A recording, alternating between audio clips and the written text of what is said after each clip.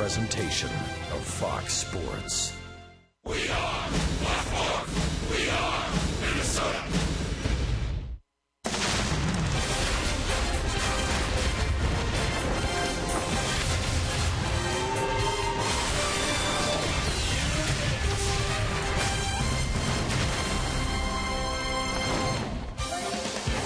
Welcome to Kansas City and T-Mobile Tuesday Night Baseball. It is a perfect summer evening at Kauffman Stadium and game one of a three-game set between the Twins and the Royals.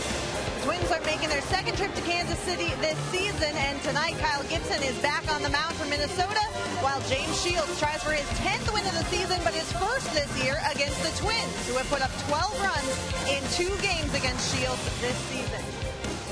Good evening and welcome inside Kauffman Stadium. I'm Jamie Hirsch. After a disappointing homestand, the Twins will look for redemption on the road as part of a 6-game trip that starts tonight. Let's set the stage for this 3-game set with the Twins and Royals.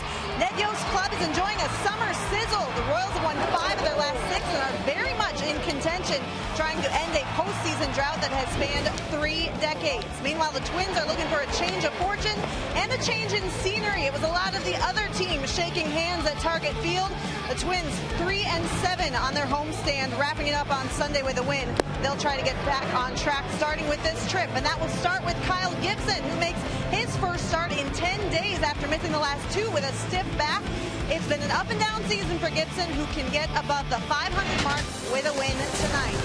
That up and down nature is something Gibson is working to avoid, and coming up, Dick and Roy will look at the 2 extremes of the Twins' young starter.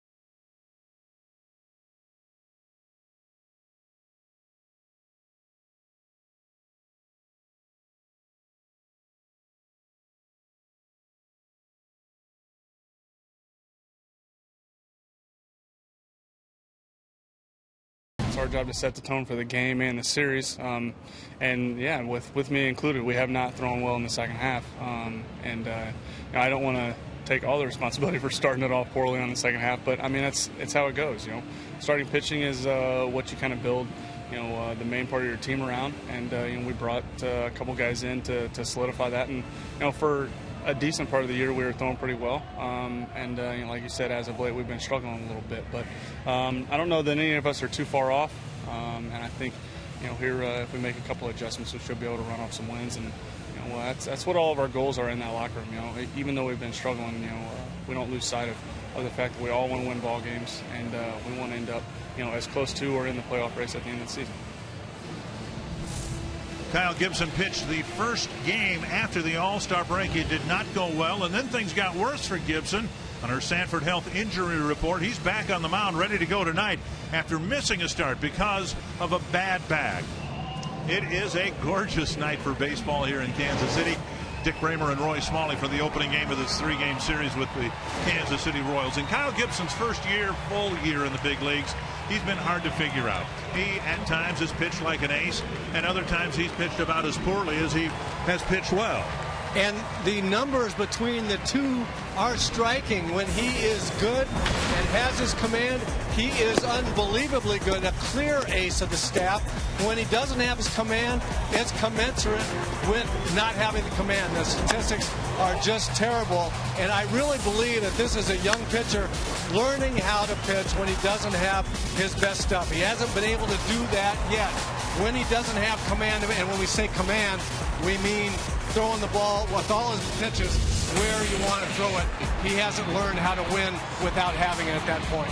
He'll be taking on veteran James Shields. The Twins have handled Shields pretty well in a couple of earlier starts this year. Opening game of 3 with the Royals coming up next.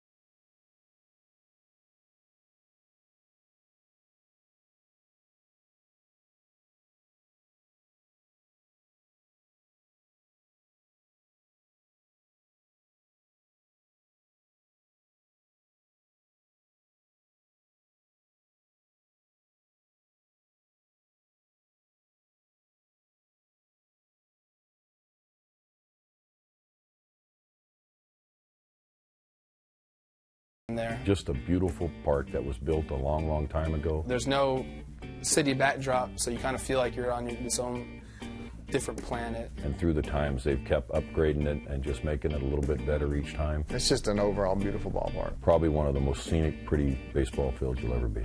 I think around Major League Baseball, everyone's enjoyed coming to Kansas City and play because of the surroundings, the ballpark.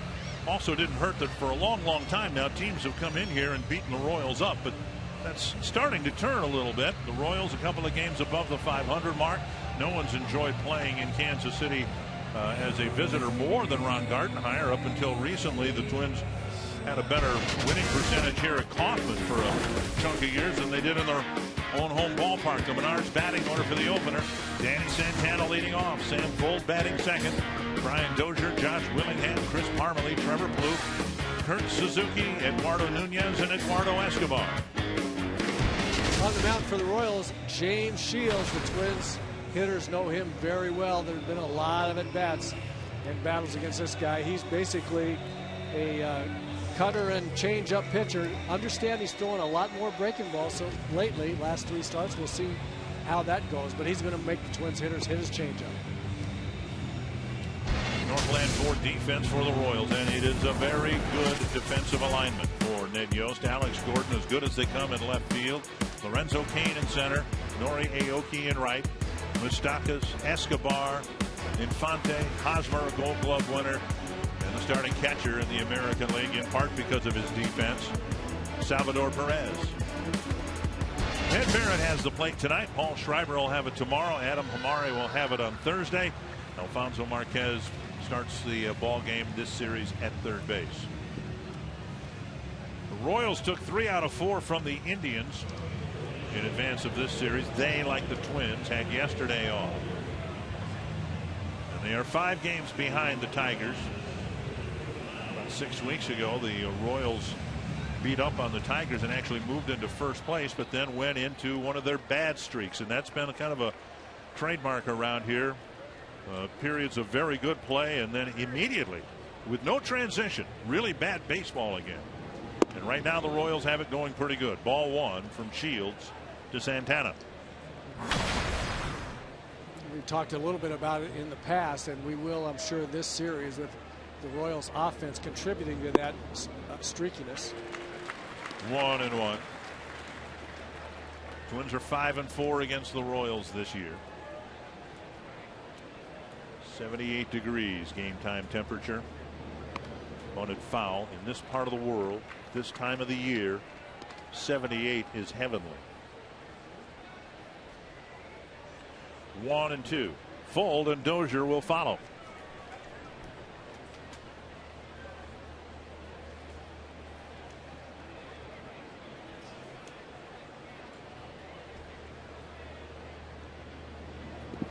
In the dirt, 2-2.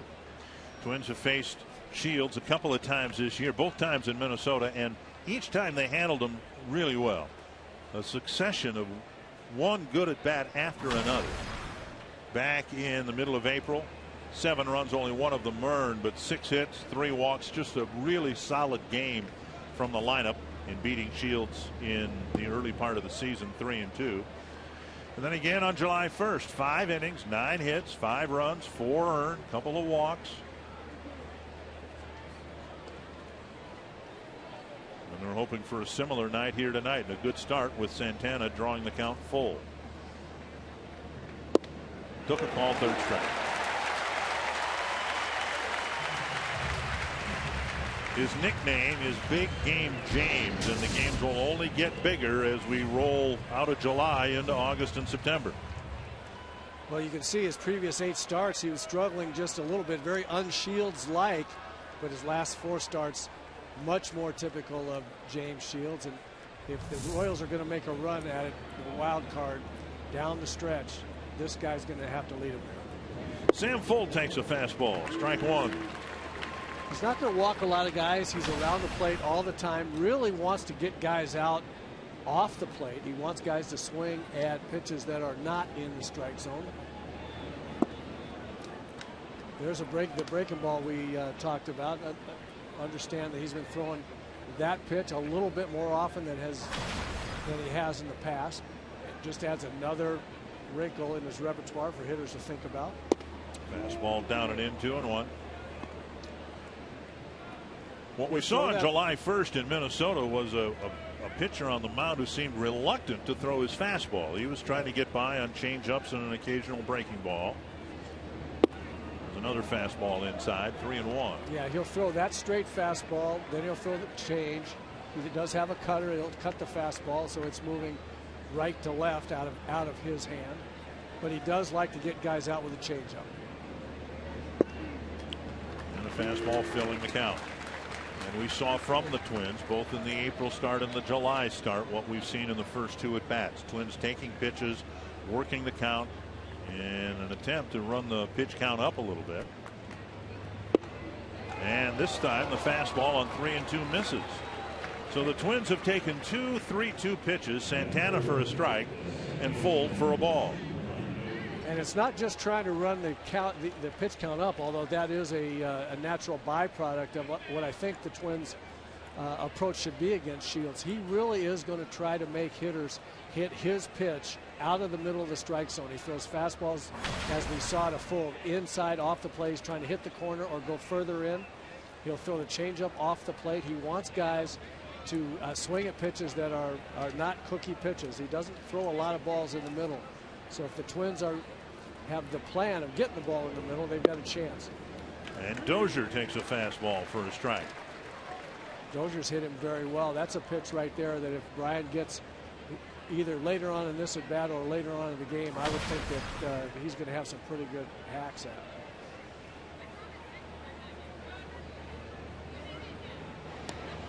Fold back. You watch as the game goes on. Watch how Shields pitches. He'll get ahead like he did with a fastball there, and then he'll nibble around. And he doesn't nibble so much so as to ultimately walk people. He can throw it over when he wants, but he usually outlasts hitters. Like, you'll swing at it before I give in.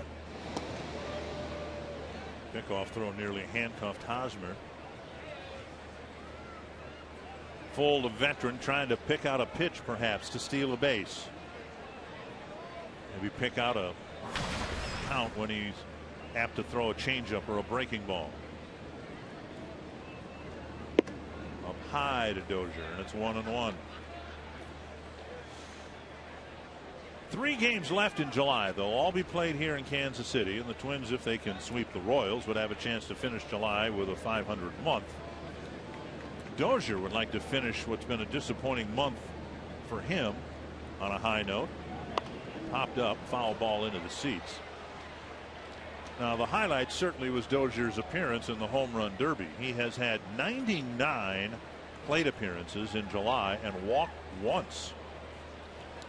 This was a guy that in the opening months of the season seemed like he would pick up 2 walks every 3 games, something like that. A very good on base percentage, even though the batting average wasn't very high. Inside, fastball taken. It's 2-2.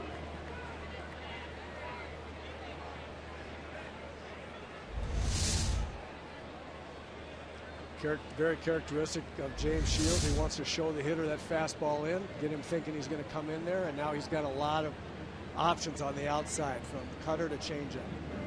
And there's the changeup. That's exactly what he's trying to do. Is when he throws the ball in like that, he's trying to make hitters think that they have to be in a hurry. They'll be quick on what looks like a fastball and be out in front of that changeup. It's a great pitch. Great arm speed.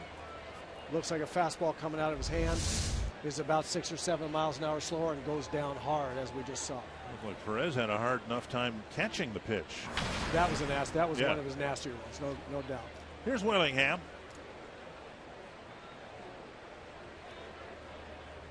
Nice scoop by Perez. That ball landed on the border of the left-handed batter's box.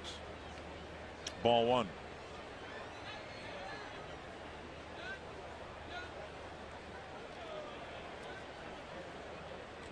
$18 pitches, not one ball has been put in play yet.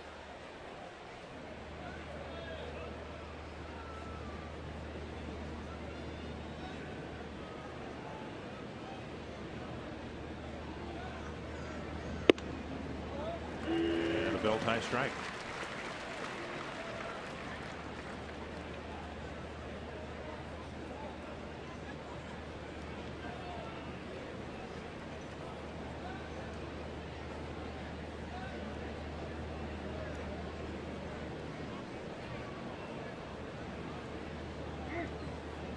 Perez asks for time.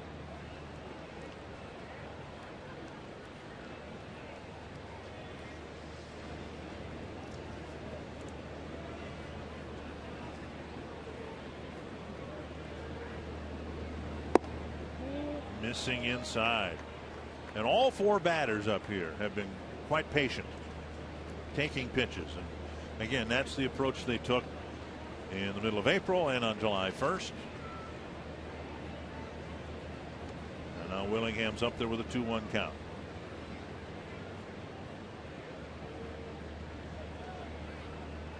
Breaking ball hit through the shift and into right field. Full around second. On his way to third. Willingham looked like he hit it right off the end of the bat. But with the pull shift on, he gets a base hit.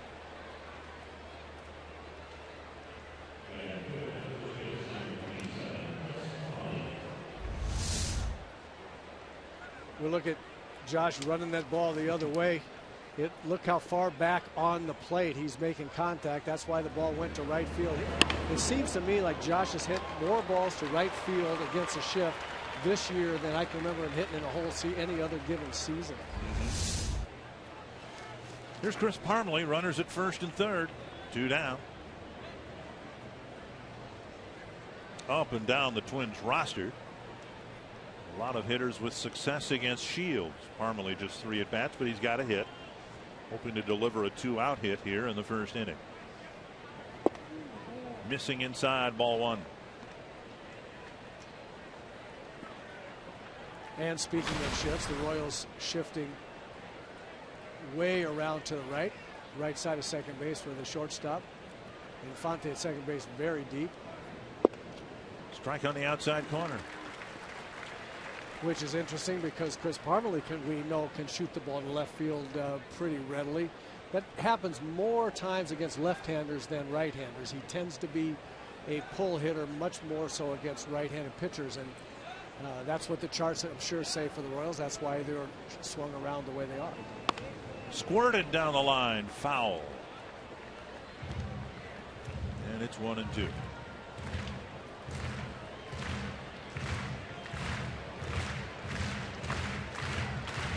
Pitch number 25 coming.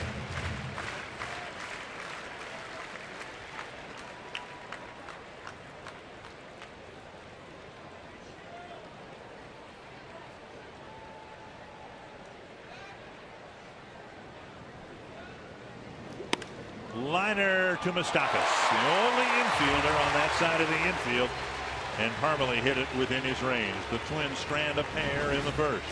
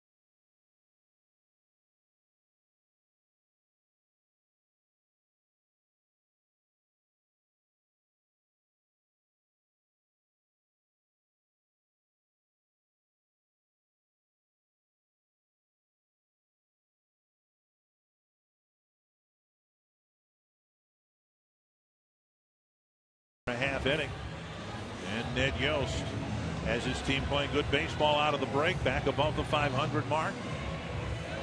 Hoping that this is the year the Royals can get into postseason play for the first time since 1985. The Menards batting order: Nori Aoki leading off, Omar Infante batting second, then Eric Hosmer, Salvador Perez, Alex Gordon, Billy Butler, Mike Moustakas, Lorenzo Cain, Alcides Escobar. And Kyle Gibson on the mound for the Twins. The Mall of America scouting report for me, find your command. Find it right out of the gate here. Get strike one and use your changeup. When he's good, he has his command. He's throwing it where he wants. He's the ace of the staff, in my opinion. And then if he doesn't have his command, not very good at all. And I think we'll know early on.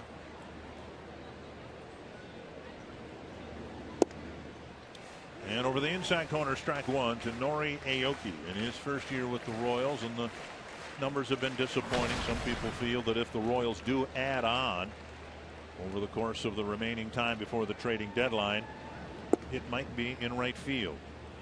Modest numbers, a .265 batting average, roughly 300 at bats, and only 17 runs batted in.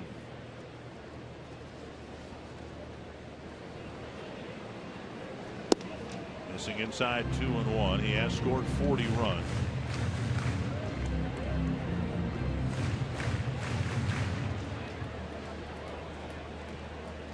Two and one. Gibson to Aoki. Infante and Hosmer will follow. Chop right to Parmalee on one hop and an easy play for the first out. Northland Ford defense for the Twins. Josh Willingham out in left field. Danny Santana, Sam Fuld in the outfield. Plouffe, Escobar, Dozier, Parmalee, the infielder. Suzuki behind the plate. Fuld starting in right field because Oswaldo Arcia is a brand new daddy back home overnight. He became a father and hopes to rejoin the team in time for tomorrow night's game. But for tonight, at least, the Twins will be playing a man short because of Oswald Daniel Arcia, brought into the world overnight. Oh, isn't that great? Congratulations to the proud parents. Infante pops it up near home plate. And Suzuki with the catch and a couple of quick outs here in the first.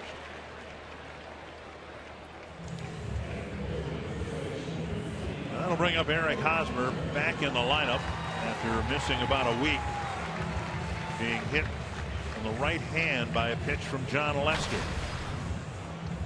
And that injury, although not a disabling injury, that injury at a time when Hosmer was really hitting the ball well, hitting .410 in the month of July, and then he had to sit out a week. Yeah, worst possible occurrence for a hitter. Down and away, ball one. And that's a good pitch by Kyle Gibson. It said as part of the All-America scouting report to use his changeup. There's a changeup on it. First ball pitch to a hitter, especially a hitter that's been hot. Show him that one right away. It wasn't a good spot. Makes that fastball look even quicker. I think that's a good use of the changeup. Throw it at different times in the count. And if you could bottle that pitch, and if you can throw it 94 with some sink at the knees. That's when he's 8-0. And foul to the screen, 1-2.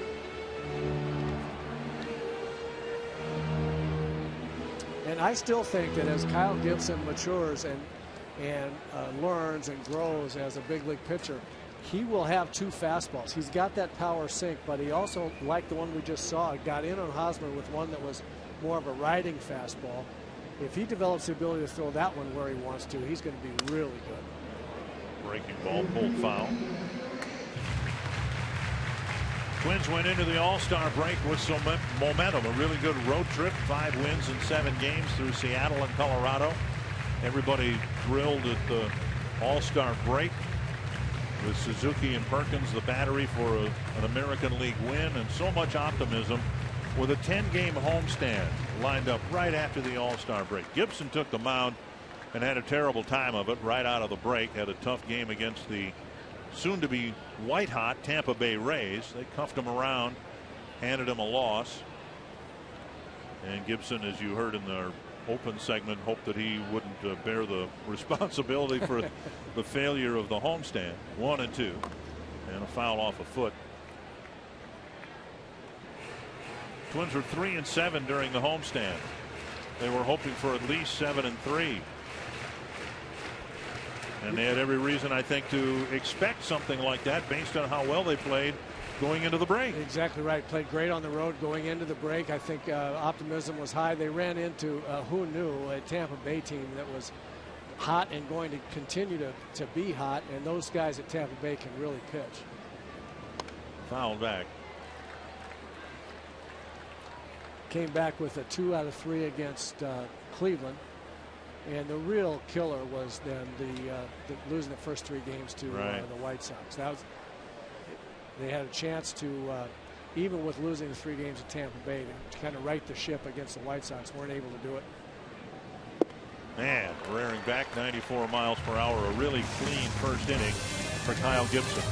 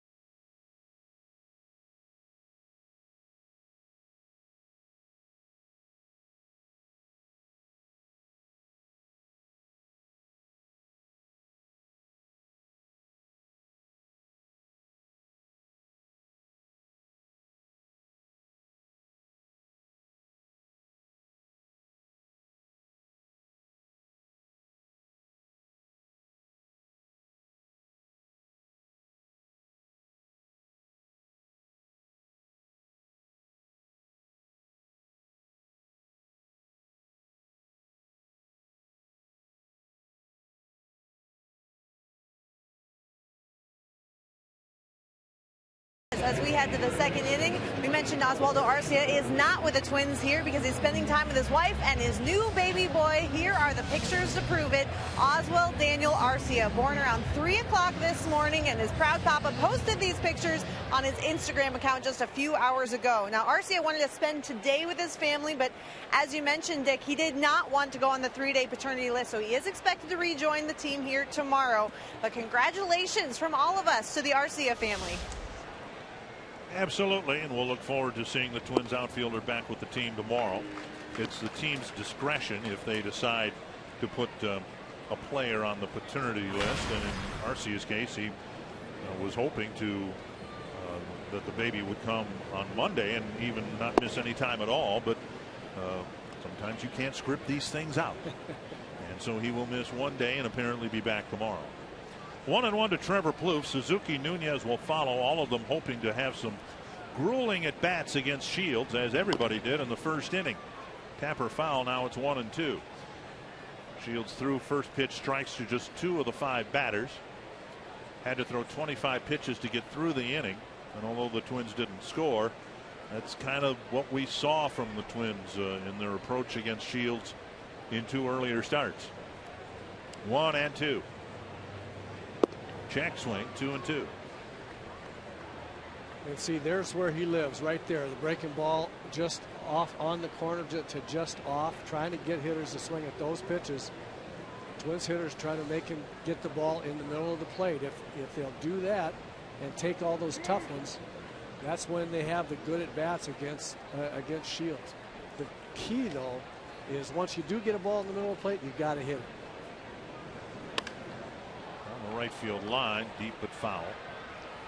If you get a ball in the middle of the plate against a guy of Shields' caliber with the number of weapons he has in his arsenal, you get behind, but you foul off the pitch that you should hit, then he has the ability to work on you with hitting the corners of the plate and throwing that good changeup. Taken low, another full count. 3rd full count in the first 6 plate appearances. Shields seemed a little flummoxed by that call. I think he's a little upset with himself right now. He's not exactly sharp, and it's what happens with real good pitchers. You want to get him early if you can. And he missed. It'll be a leadoff walk. So another good plate appearance, another walk, and that'll bring up Kurt Suzuki. Target Field's become the top choice for families throughout Twins territory for all kinds of special occasions and commemorations. Groups of 25 or more qualify for special ticket discounts and can reserve certain seats without a deposit. Organize your family group outing at Target Field. Find out more at twinsbaseball.com/groups or call 800-33-TWINS to schedule a special night at a Twins game with your family. Here is Suzuki.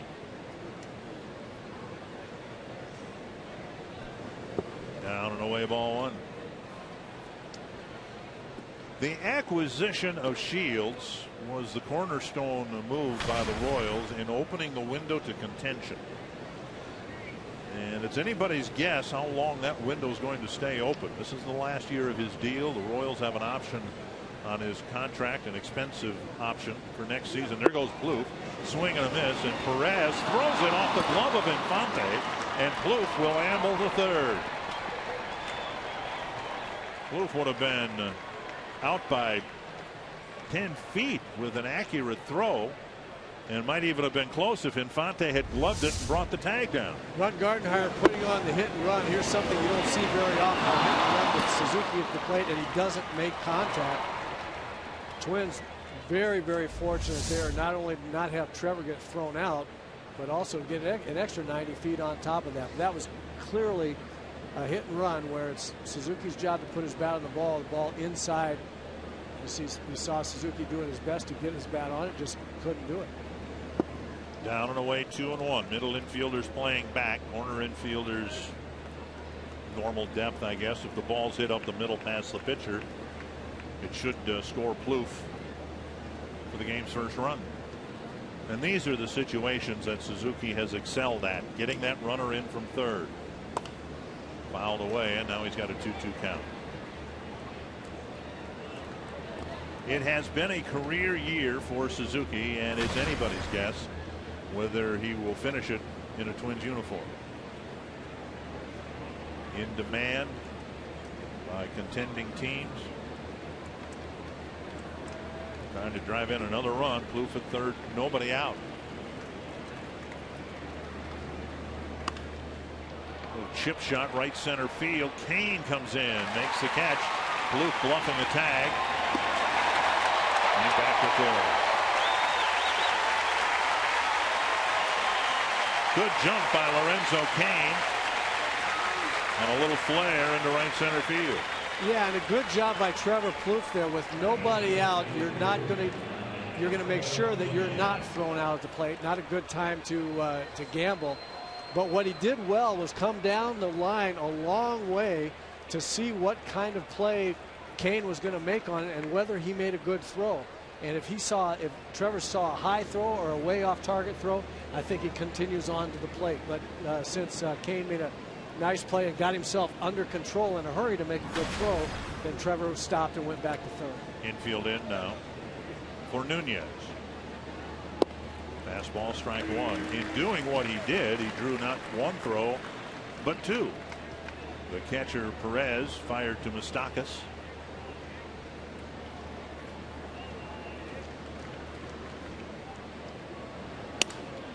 Little pop fly behind third, and Escobar with the catch.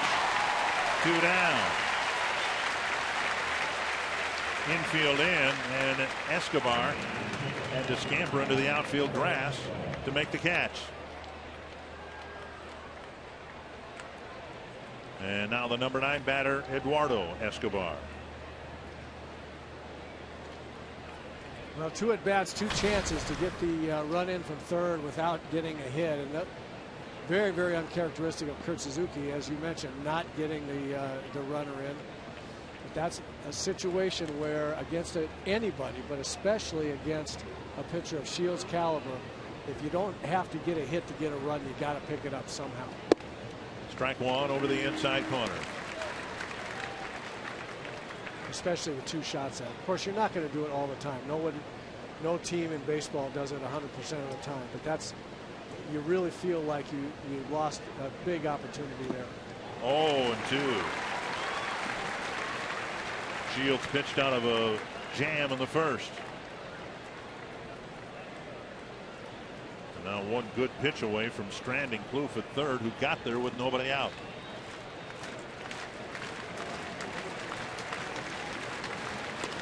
And Escobar fights one off.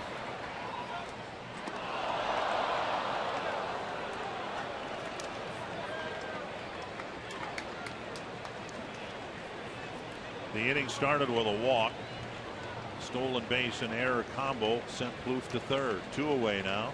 2 strikes to Escobar. Punch to left. Gordon retreating.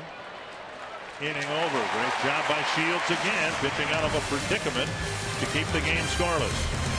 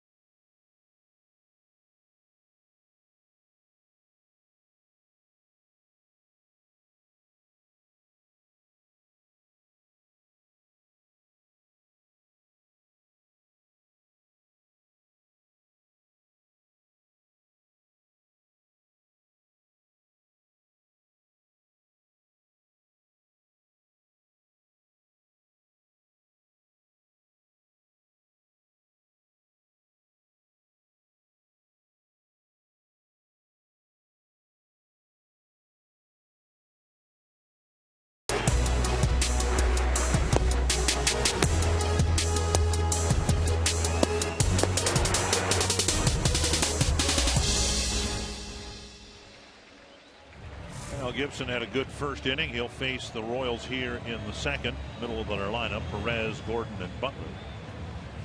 We mentioned the Royals chasing a wild card spot. They've not given up in their hopes of catching the Tigers. 5 games behind Detroit. Bad night for the Tigers left side of the infield. Nick Castellanos jammed a finger during batting practice, was scratched from the lineup.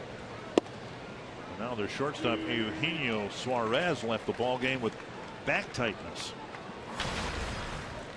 Here is Salvador Perez.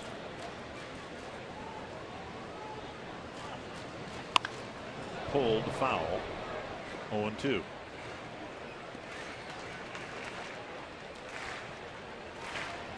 Gibson last year and once earlier this year faced the Royals and pitched a great ball game.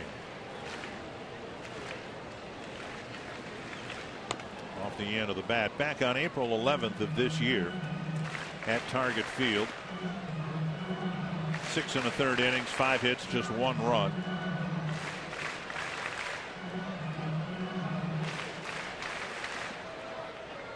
This is his first start here at Kauffman Stadium.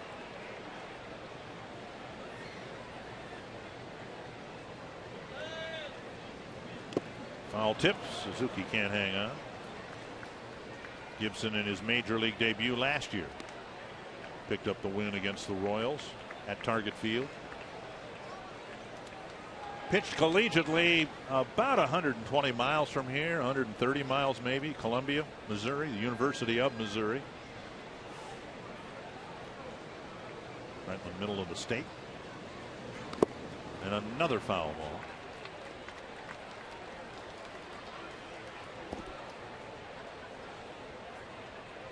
In his debut against the Royals, 2 runs, 8 hits, 5 strikeouts back in late June of 2013. One of 10 starts Gibson got last year. Most of them did not go well. Up high, Perez wouldn't chase. And this year, as we showed you in the open, 8-0 when things are going well, and almost hopeless if they're not. And you find out early, and I think this is one of those games when he has his command. I'm not saying that he's going to absolutely shut him out, but the stark difference between command and no command is certainly there as that ball comes right back over our heads.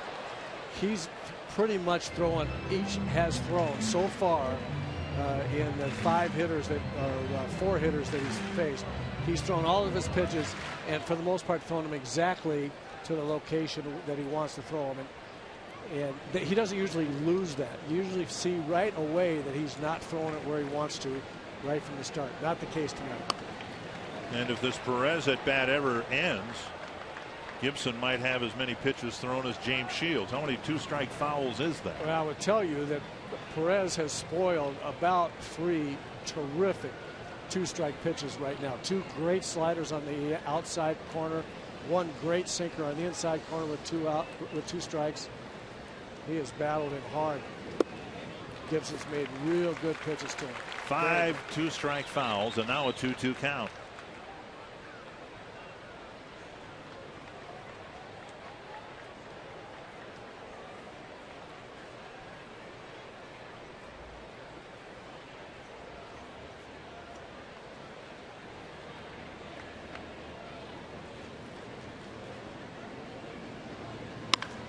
Drilled foul.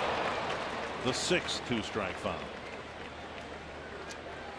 Perez will be the Iron Man behind the plate for the Royals, but a new backup in town. Eric Kratz coming over along with Liam Hendricks for Danny Valencia yesterday.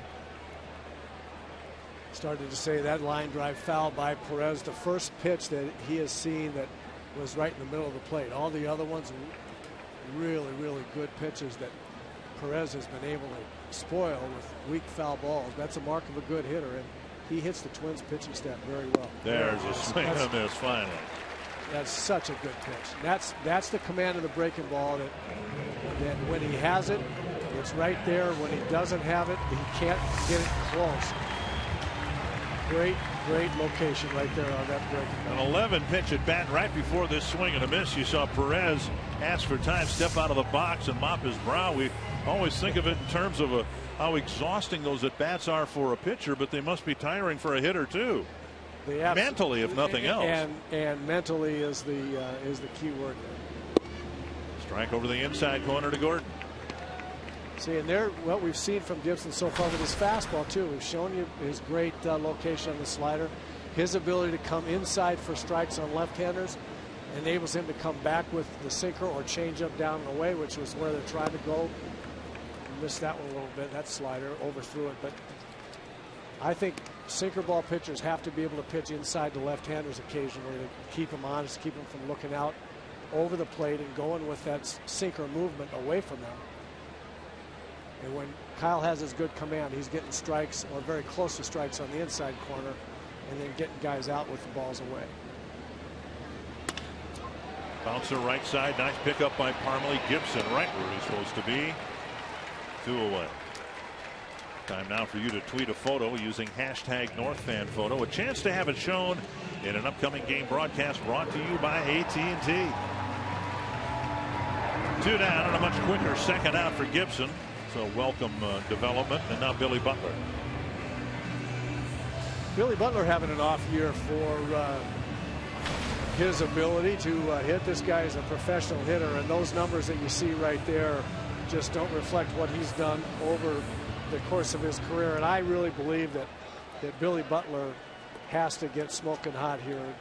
I think that it really is on James Shields for the most part on the mound and Billy Butler to lead their team to postseason. He's got to get hot. Starting first pitch on strike Friday. Yeah. But his numbers there, as we see, kind of indicative of what I think the issue is. When I mentioned earlier, And the Royals, as you were talking about, Dick, have been streaky, very, very good, and then inexplicably have a stretch where they don't play well. At least they don't win.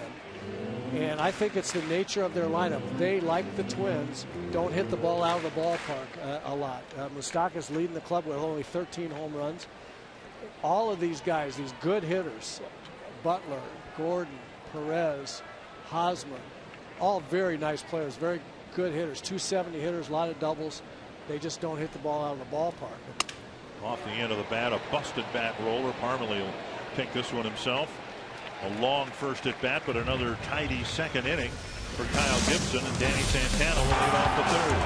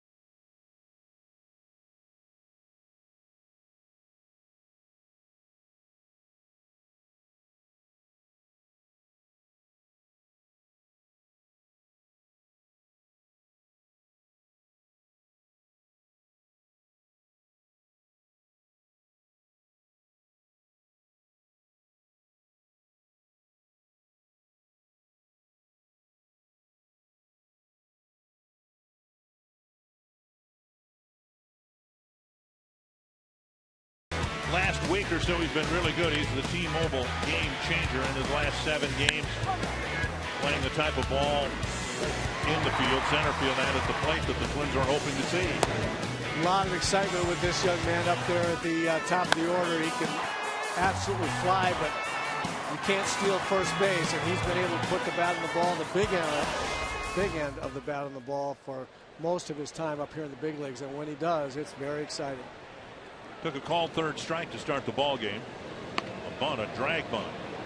And Hosmer has no chance. Perfectly placed. Pulling it, forcing Hosmer, the first baseman, to play it. Now you'll see a bunt like that a lot of times with a left-handed pitcher. But Santana, with Shields falling off toward the first base line a little bit, still dropped down a good bunt. Oh, this is a terrific bunt. If he gets it where the pitcher can't field it, but the first baseman has to be basically in front of the second base position, there's no contest. Absolutely perfect. With that speed, absolutely perfectly placed. No chance. And now Sam Fuld drew a walk and was left at third base.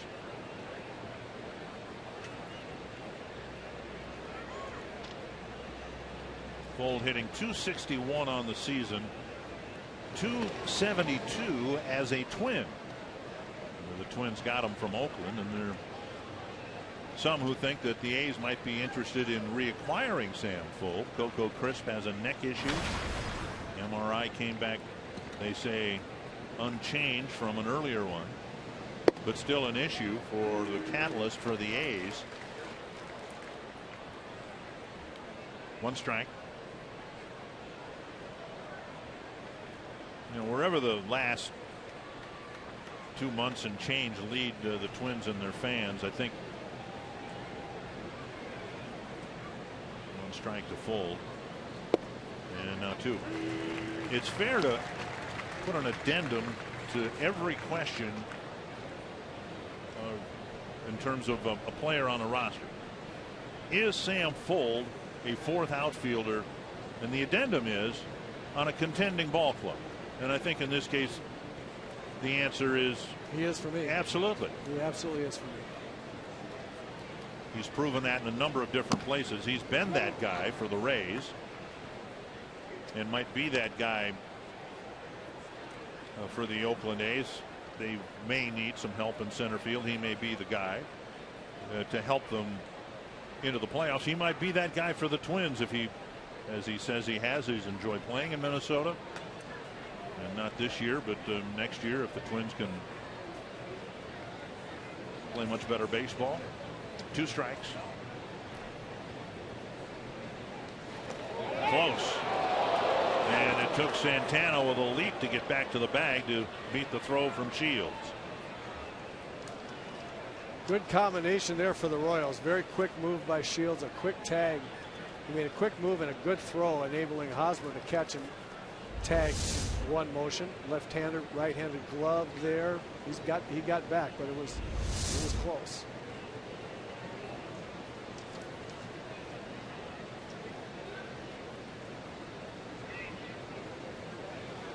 Up and away, 1-2. The one thing for the Oakland A's, and thinking about Sam Fuld, I mean, it's much more attractive when Sam is hitting the ball as well as he is right now. But even if not, contending teams got to have someone that can go get the ball in center field, and Sam Fuld has proven he can do that. Popped up, backing out of play.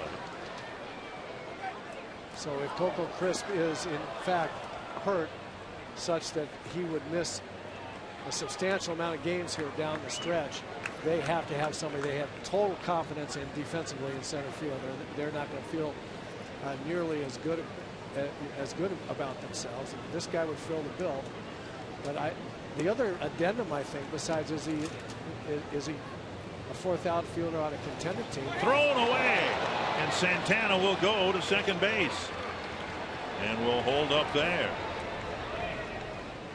Shields nearly picked Santana off a few moments ago, and now a throw that got by Hosmer may have actually hit Santana himself.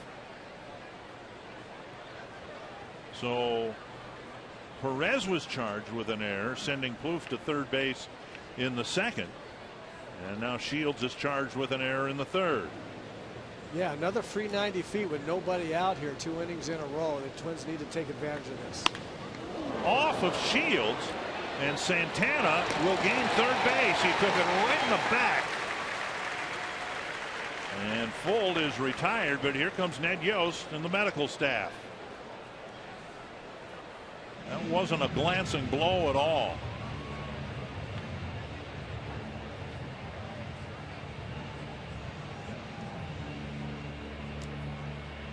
Sam Fuld getting a pitch that was very, very similar to the pitch that he hit up the middle on Sunday to drive in the winning runs for the Twins, and out and away from him, right up the middle. Looked like it hit Shields in the small of the back. And I'm kind of surprised he had Danny Santana in front of him. Looked like he could have thrown to third and got the lead runner here, but maybe he was thinking about how much his lower back was hurting. Saw what a line drive lower off the leg of Phil Hughes can do when it hits bone here. The lower back, it appeared. And one toss is all Shields needs to know and prove to the trainer that he's fine, or at least wants to continue. Twins 0 for 5 with runners in scoring position. With Santana at third, the Royals will bring the infield in. Dozier struck out swinging his first time up. But that was a good 0 for at bat for Sam Fuld. If that ball doesn't hit Shields, it is at least going to get Santana from second to third, probably get through to the outfield. So bad luck for Sam that he hit the pitcher, but a good at bat. Popped up. Back and out of play.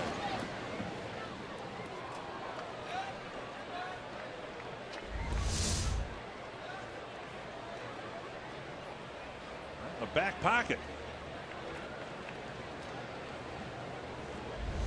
That's better than the small of the back.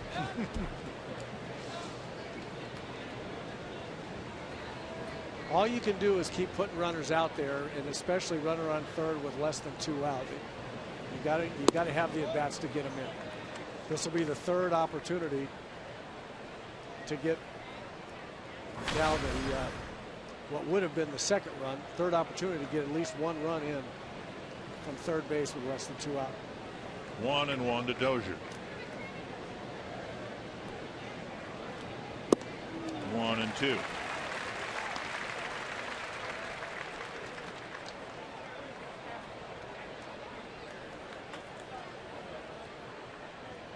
Have already left a runner at third base in each of the first 2 innings. Dozier with Willingham lined up behind him. Got a piece.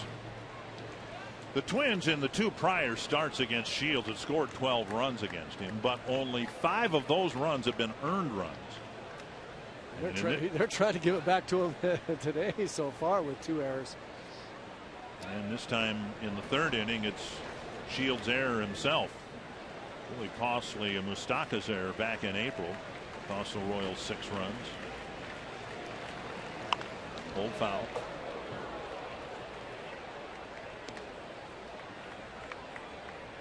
And of course, with all this, the pitch count continues to elevate. 55 pitches, only 1 out in the 3rd.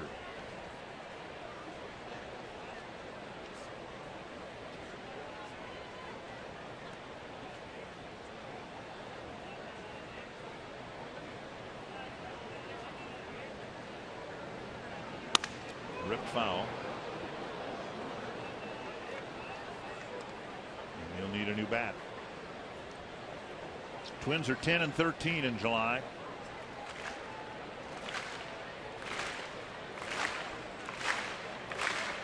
Twins have outscored the Royals 44-30 in the season series, winning 5 of the 9 games. Trying to get the first run of the game here in the 3rd.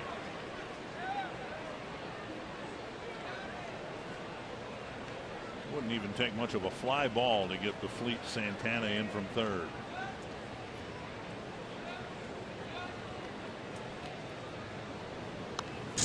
And Dozier gets another foul tip. Good battle by Brian here. He's seen a lot of different pitches, primarily fastballs and changeups, and both of them quality pitches from Shields, both that fastball and changeup. Excuse me. Very, very good. He's throwing a changeup down in the zone. There it is again. Good take right there. How do you take that? I don't know. That's I think that particular one started out a little bit lower and didn't have the sink that some of his best ones do. But your point is right on. It comes out looking like a fastball and just isn't. There it is again. 3-2. And another good take by Brian. And don't give up on that pitch, Brian. Just because he got to 3-2 doesn't mean that Shields is going to give in and throw you a fastball down the middle. It could be changeup. He could throw 4 in a row of them here. Well, he found out in the 1st inning. He threw him a changeup on 3-2 and struck him out swinging. Yep. 10th pitch of the at bat.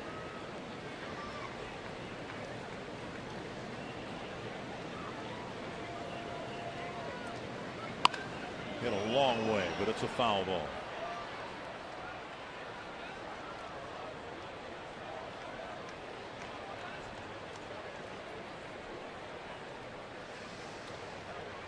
There really hasn't been a quick at bat here. You see that ratio of strikes to total pitches, not great, and that's kind of the way Shields is, as I was mentioning before. His strike to total pitch ratio is not all that great, but he doesn't walk. He doesn't end up walking guys. So, like I say, he'll nibble around. He's most effective against free swingers, and the Twins have been very, very good at making him throw the ball more in the middle of the strike zone. See if Brian can do that here. And a walk. Very, very good at that. Excellent at that. 1st and 3rd, 1 down for Willingham.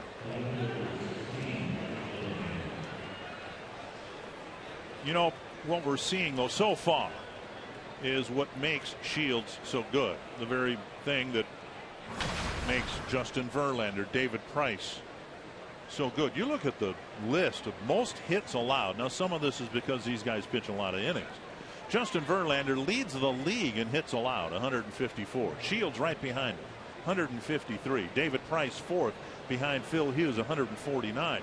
It's in these situations like this that the great pitchers find a way, deliver maybe just one pitch to get out of an inning, even in those innings when things aren't rolling for them. It's really true, and that's why Brian Dozier's at bat was such a good one, because for the most part, the changeups that Shields threw him in that situation, guys are going to swing over the top of. They're going to offer at it and miss it. Royals playing for a double play grounder here, and Willingham skies one to center. Santana should score. Dozier will think about tagging, and it's a sacrifice fly. The Twins finally get the first run of the game. But again, it goes back to Dozier's very strong plate appearance to get Willingham up with one out rather than two. Dozier was behind 0-2 and ended up at first base. Exactly right. Exactly right. It was a terrific at bat, and it led to and a good at bat by Josh. He got a fastball up in the strike zone, didn't try to pull it. Fly ball to center field, gets the run in. So this is two really good at bats there in a row. This is about as extreme a shift as you can have. The Royals almost have 4 infielders on the right side of the infield. And Parmelee takes a strike now in his last. After Parmelee hitting the ball to third base his first time up, right? Moustakas was left mid-range between second and third base, and in the first inning with 2 on and 2 out, Parmelee hit a line drive, caught for the final out. Chopper up the line, 0-2.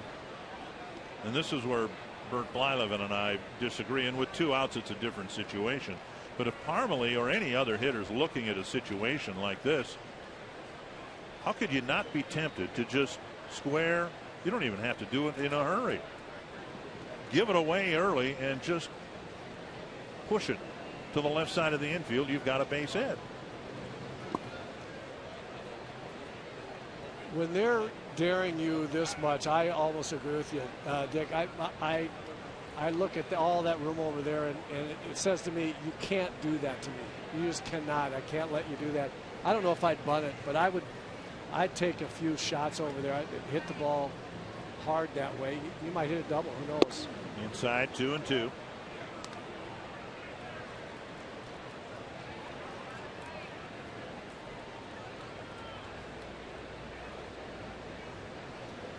And I know some people will say, well, we like getting in the hitter's head, make him do something different, but hitting the ball over there is not that big a change. Well, he hit it to the other side toward the line. A long run for Gordon and a diving catch. Alex Gordon ends the inning with a great catch. The Twins get one. Looked like he was fighting the sky. Didn't have a real good beat on that for the longest time. Didn't look like it was, when it started out, it would need to be a diving catch. I don't think he saw it very well, but he made a terrific play. And Ron Gardenhire tiptoeing out, and now they are going to challenge it. An abrupt reversal. Gardy was heading back to the dugout, and Ted Barrett caught his attention, and I think they're going to take a look at this.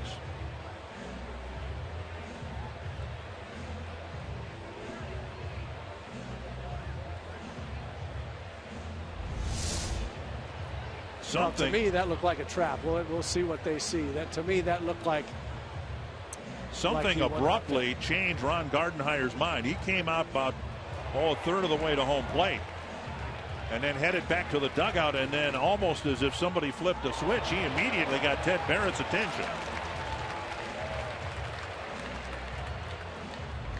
Take another look. That ball's trapped. Yeah, I felt like he caught the ball with his glove facing down right there. Yep. And Shields is coming back to the mound. He's seen the replay, and he's back on the mound.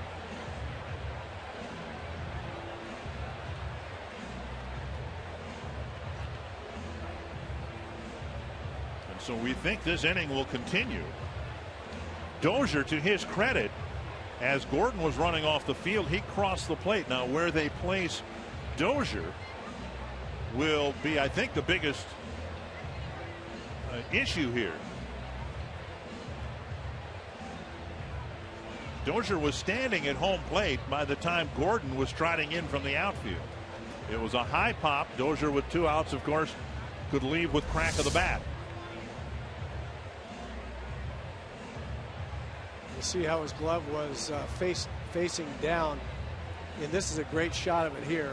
Now his glove turns back over and facing down. That means the ball bounced up into the glove rather than his glove getting underneath it, it appears to me. Now, as part of this replay process, there is a high home camera that doesn't zoom in at all on the field of play. It's used expressly to place runners in case a call like this is overturned. Oh boy, there it looks like he got it in the tip of the webbing.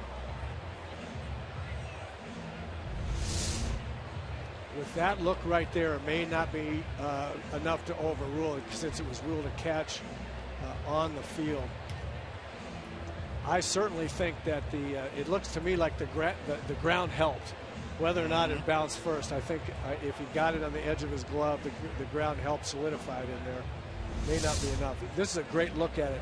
No, see right there, it's right on the end, and it looks to me the ball was grounded. Hit the ground. The ball was grounded. Yeah, clearly. Yeah, because it has to be with his glove turned over like that. Yeah. Which is what I saw at the very beginning. When your glove's turned over like that, you can't catch the ball. And I think they're waiting for a variety of replays here, and one of them again is, where was Brian Dozier, and where would you place him if the ball had been called a trap? If Dozier was doing as I think he was, hustling, the Twins might get a run on the call. I'd be surprised if they did that. I got to believe that he'd be at third base. If the play was called safe immediately, I think Gordon's able to jump up and throw him out most likely. I suppose one of their considerations too is who the left fielder Absolutely is. In this right. case, a multi-Gold Glove winner. Right. With a cannon for an arm. So we'll see what the call is and then where they place the runners.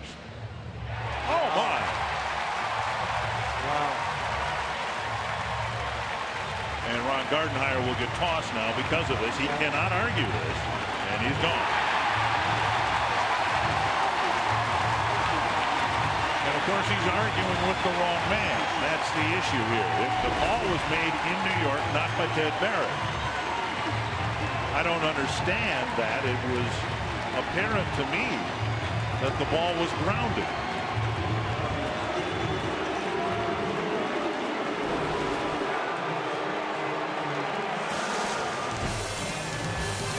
And again, it's 1-0 Twins.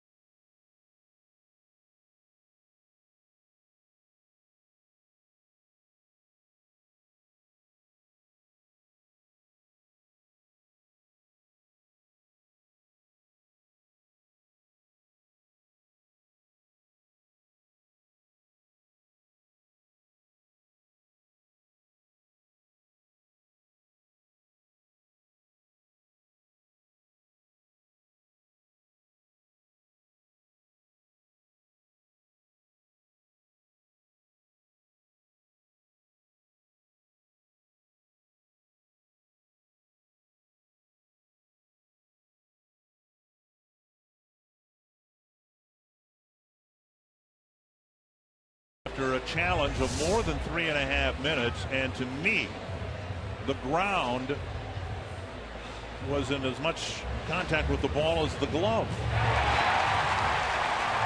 Well, there was no question in my mind either when we saw that last look that there are guys here. And here Ted Barrett say, "Don't you come out here. Don't come out here, Ron Gardner." And on the first pitch of the bottom of the inning, Mike Moustakas taps out on 2 hops to Parmelee. Well, I don't know how they could have ruled that the ground didn't. I mean, the ball was grounded. It may have hit his glove first, but for a catch to be made, the ball shouldn't touch the ground, should it? The ball shouldn't touch the ground, and I just don't see how you can look at that. You can't catch the ball with your glove facing the ground. I mean, almost by definition, you cannot catch the ball with the pocket of the glove facing the ground. Terry Steinbach, 4-0, is acting manager. He's got a 1-0 lead to nurse through 6+ innings. Here's Lorenzo Cain. And I thought, at least for me, the biggest tip-off was when James Shields went back to the mound. Yeah. He saw the replay on the scoreboard. He was ready to keep on pitching. Yep. Another first pitch strike for Gibson.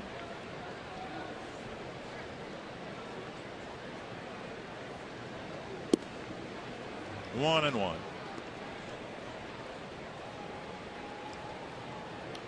Cain having an okay year. You've got a lot of guys.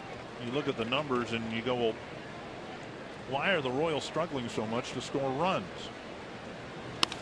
This one hit to right center field, and Fuld is there for the catch, 2 away. I mean, the batting averages for the starters in the 270 to 280 range and all that, but when you don't hit for power and it takes 3 hits to score a run, it's hard to put up a big number. That's absolutely right, and it's what we were talking about earlier, being very, very similar to the Twins offense. And you look at all these guys, you're absolutely right.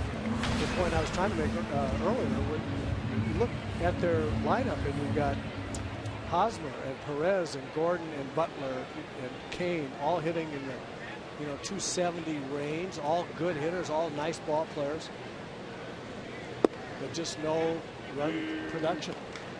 First pitch breaking ball for a first pitch strike. 8 of 9 first time through the batting order for Kyle Gibson in first pitch strikes. And now 2 strikes.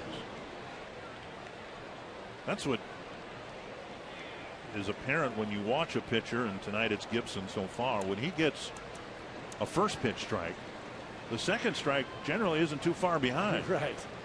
Well, and that's partly because of what that does to the hitter. When you go 0-1 right away, hitters just start swinging at more pitches. Oak foul. When you're 1-0, they get selective and aggressive on balls in the middle of the plate. When you're 0-1, you get defensive. You start swinging at balls that are more on the corners before you see a ball in the middle of the plate. Before you know it, you're 0-2, 1-2, and you're having to hit pitchers' pitches. That's why getting strike 1 is so important. 2 strikes to the number 9 batter. First hit for the Royals, and it comes off the bat of Escobar on an 0-2 pitch. And now Nori Aoki. And here's one of the very few bad pitches that Kyle Gibson has made, and not bad, but just not where he wanted it to be. You see the target from Suzuki down the way, threw it up and out over the plate. Escobar just protecting the plate with 2 strikes, just slapping it in the right, and it's easier to do that on a ball up there near his stomach. There have been 5 stolen base attempts against Gibson, 3 successfully. Down the line, foul, 1 strike. And tonight's Cold Hard Facts brought to you by the Frost Brewed Coors Light. Of course, the Royals, because they don't have much power, do lead the league in stolen bases. And might be in a steal situation here with Escobar at first and 2 away. Escobar leading the team. Gerard Dyson doesn't even start on an everyday basis. He's got 19. Escobar's 22 out of 24. He's been very, very good. And got him. Gibson picked him off. Ignored him on the first pitch. Threw over at the second pitch. And Gibson with a word with Ted Barrett. Not sure what that's about, whether they're going to appeal it or not.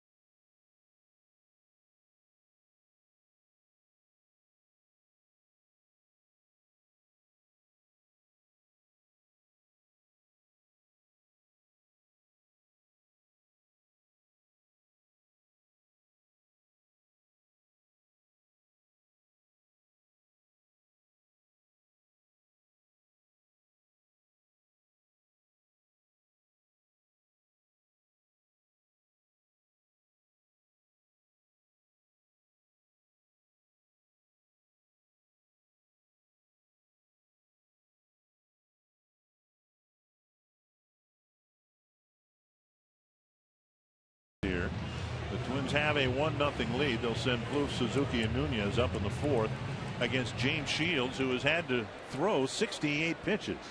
And we thought for a while he'd be throwing even more to get through the third inning. Plouffe walked, stole second, went to third on an error charge to Perez, and then was left there. He got to third base with nobody out, and that's not when the Twins scored their run. It came in the third on a 1-out fly ball. 1-1. James Shields has been hit by a line drive on the right side of his caboose. Inside 2-1.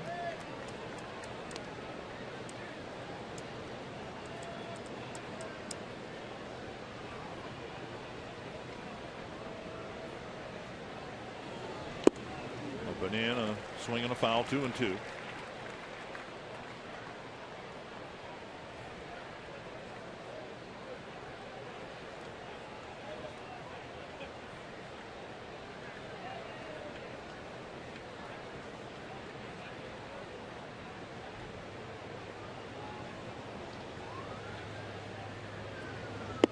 Three and two.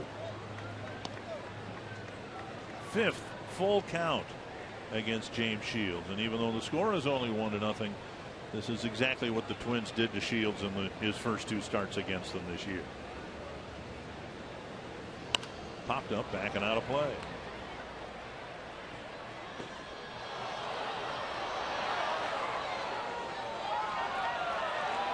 The Royals have a very, very good bullpen if they're able to get Shields' pitch count up quickly here, but by the fifth inning, get into the bullpen. That, as good as the bullpen is, as Plouffe strikes out on a slider outside, as good as the bullpen is, they'd much rather get Shields out of the game. And our CarSoup.com trivia question: who are the 6 active pitchers with 8 or more seasons of double-digit victories? Shields with 7. Most of those, of course, with Tampa Bay. Here's Suzuki, hit a short fly ball. Kane made a nice running catch to keep the Twins from scoring in the second. Ball 1.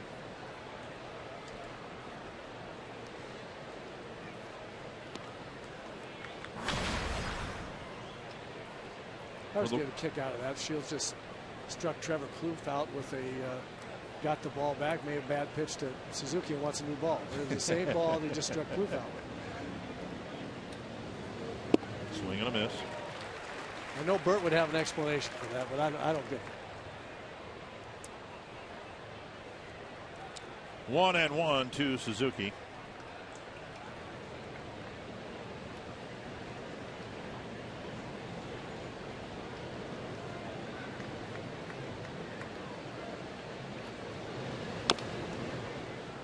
One and two.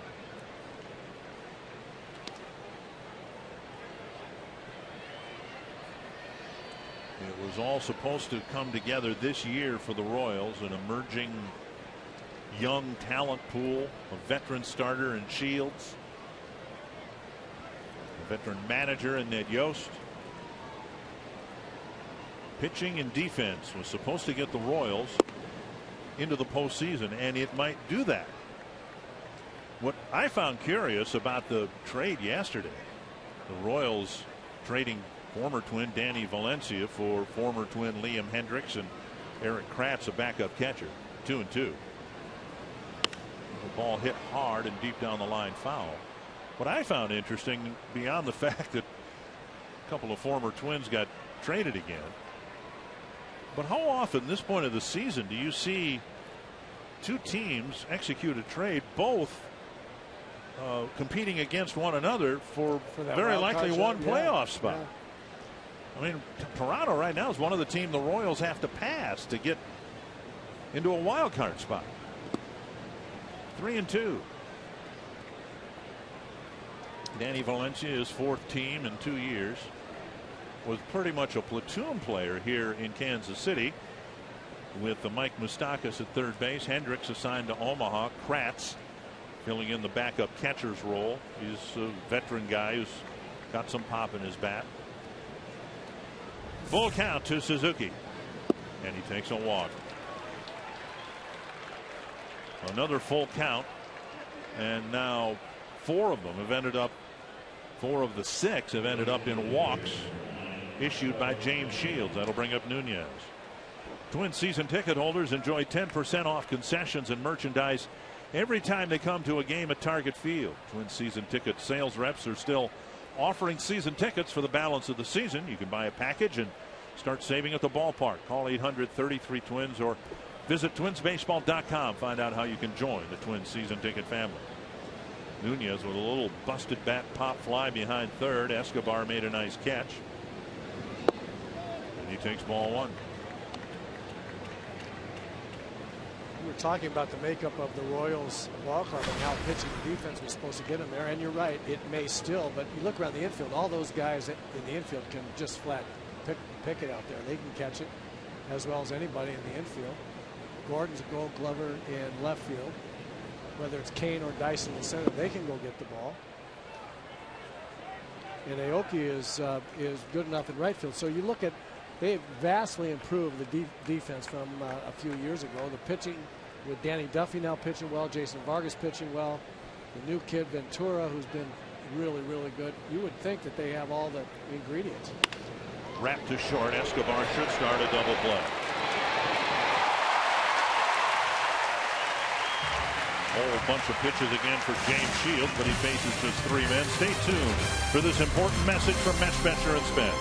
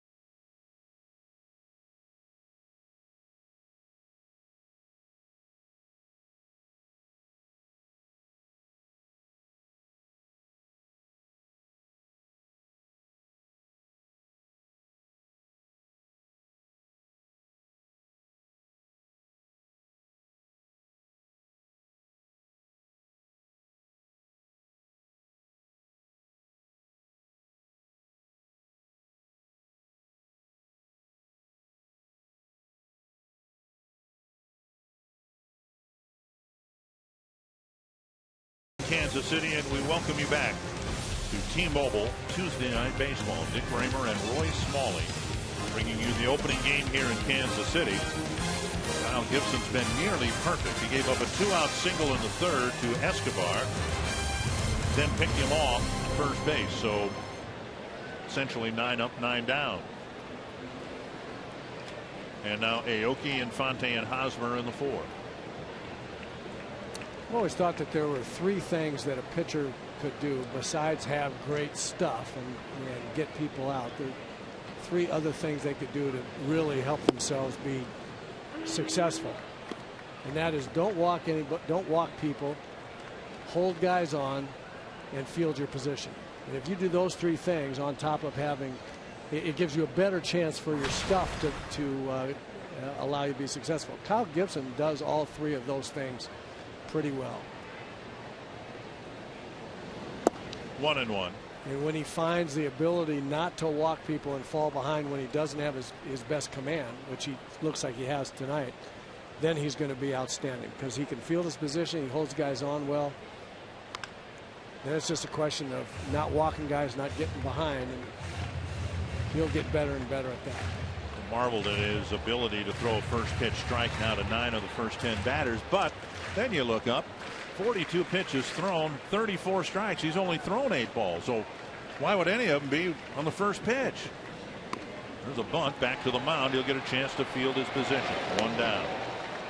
Not a good bunt by Aoki. He bunted it on 1 hop right back to the pitcher. That'll bring up Infante.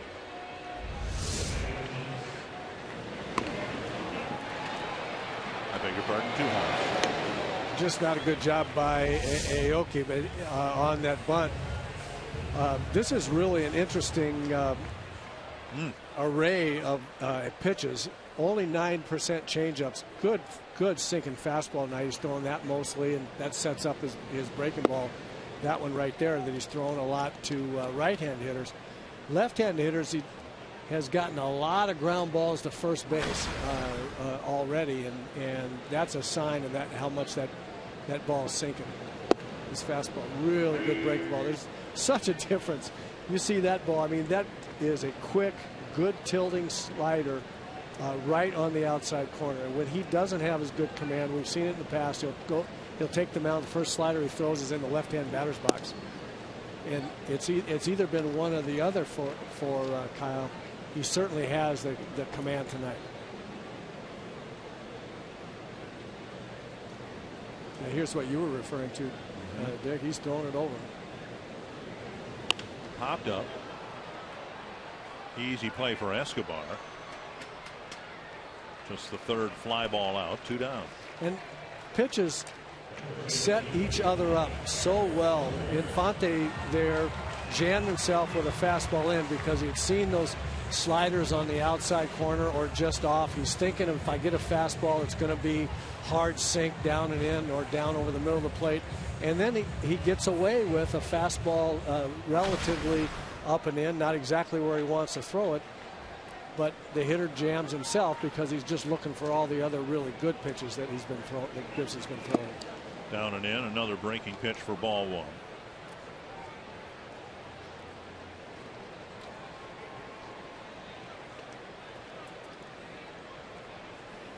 ...108 hits, 101 games for Hosmer. Struck out on a high fastball, letter high fastball to end the first inning.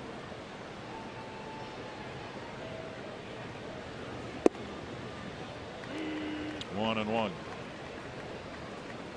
There's that fastball on the inside corner again to a left-hand hitter.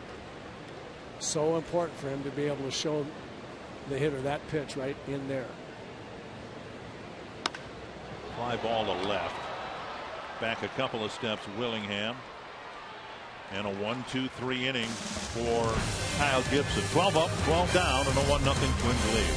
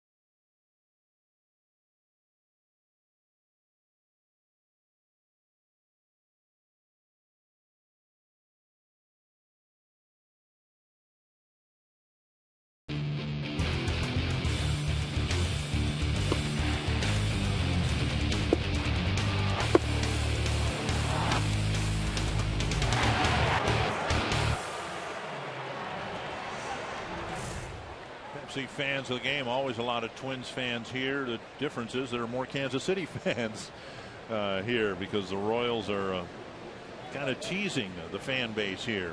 A couple games above 500. Here's Eduardo Escobar to start the 5th.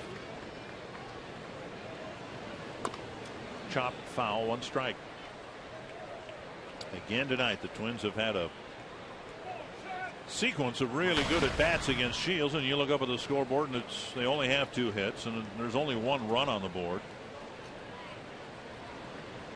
Popped up, and again Escobar just barely on the outfield grass makes the catch, 1 away. And it'll bring up Danny Santana. Twins have done a very, very nice job of making James Shields throw the ball in the middle of the zone, taking walks when they're out there, but even more importantly, getting balls to hit that are easier to hit than the nasty ones that he can throw. And I think that's the way to beat James Shields. Get balls in the middle of the zone. If it's not there, take it. Here's Santana taking down an in, ball 1. Santana with a bunt single. Eventually scored the only run of the game. Twins have taken 1 walk against Shields in each of the first 4 innings. Hooked foul, 1-1. So we've already kind of made the case, but we'll say it again based on what we just saw. That example of the Twins' patience. James Shields has made a living for a long. Shields has made a living for a long time making guys swing at balls just off the zone. That's a fair ball down the line. Santana around first, digging for second, and he is in with a double. A chopper over Hosmer and into the corner, and Santana's reached with 2 of the 3 Twins hits tonight.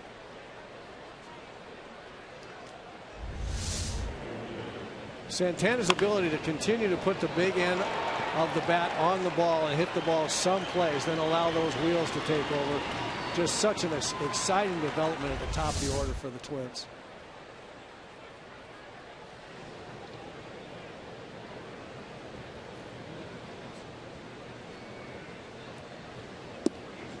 Drops over the inside corner. While Kyle Gibson's completed 4 innings with just 50 pitches. Shields is pitching now with 1 out in the 5th, and he's thrown 91. Full trying to double the Twins' lead here with a hit to the outfield. 0-2. You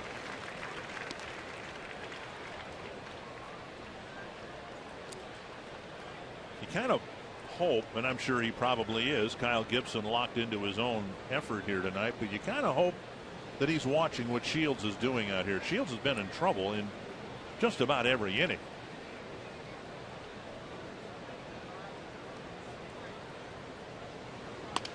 And Fold flops one into left. It's a base hit.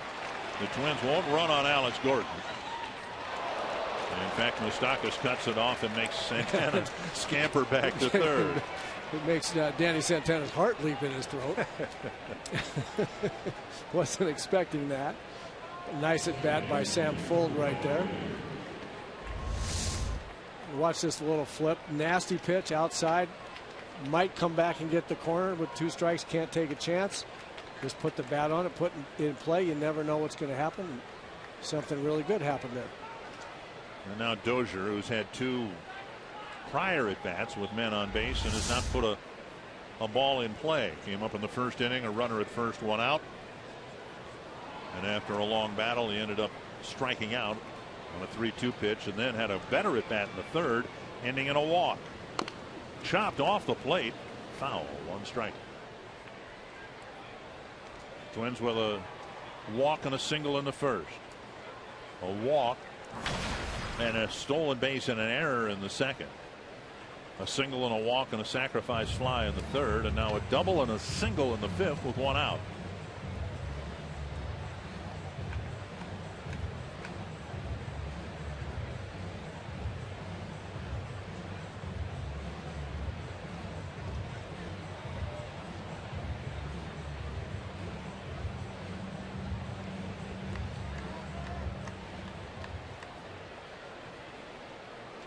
Dozier trying to get a ball to the outfield against Santana.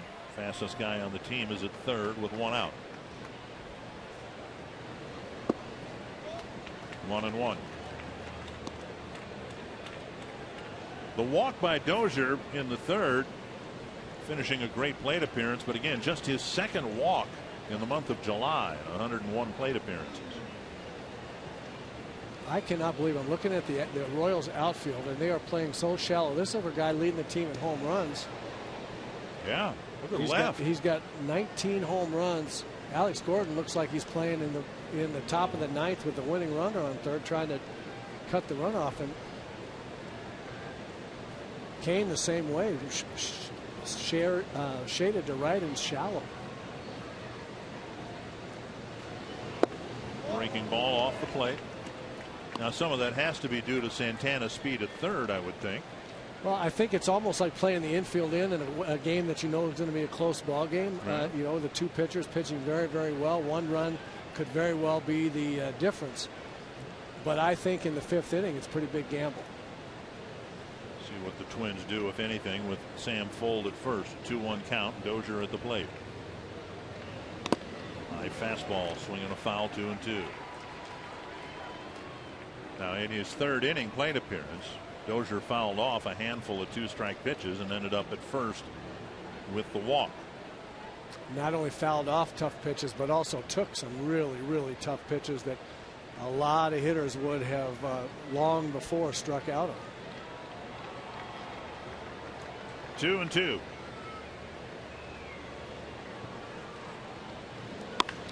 Ripped to third under the glove of Moustakas. Santana scores. Fuld runs into the shortstop, and he'll have a free trip to third base. It was Infante, not the shortstop Escobar.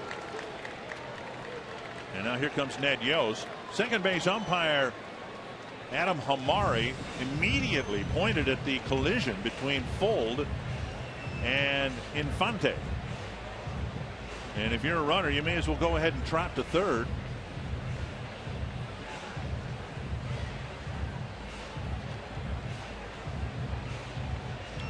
Main thing, Moustakas, who's shown the Twins a pretty good glove at third base, had that ball skip under his glove for a base hit.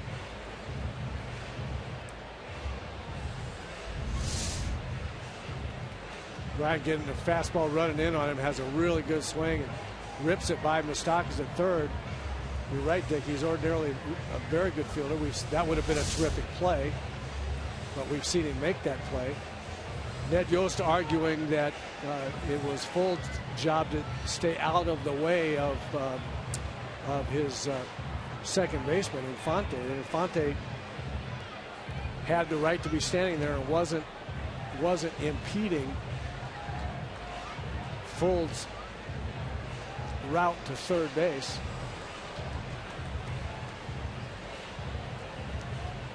But I think that's the right call. He's standing close enough into the baseline. He was like 8 feet off of second base, right where a runner has to. Yeah, he was standing in the baseline. And you see it right here. Dozier rips the ball past Moustakas under his glove. Santana trots in. Now Fuld is coming around and runs into the back of Infante. And there is I don't think there's much of an argument that Ned Yost can make. That's just a normal path to third base, and a fielder who's not in the act of making a play on a ball can't be standing in the way of the runner. Well, Yost staying in the game. Ron Gardenhire was ejected a couple innings ago, and now Josh Willingham with 2 runners on base, both in scoring position, still only 1 out in the inning. Willingham drove in the first run with a fly ball to center, singled in the first. Shields approaching 100 pitches with 1 out in the 5th. Big swing and a miss.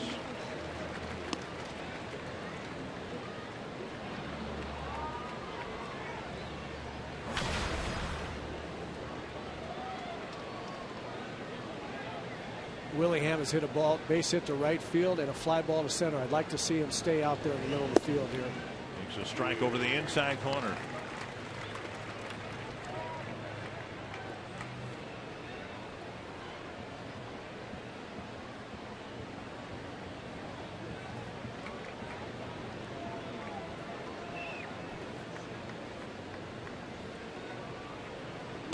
Breaking ball missing the inside corner, 1-2.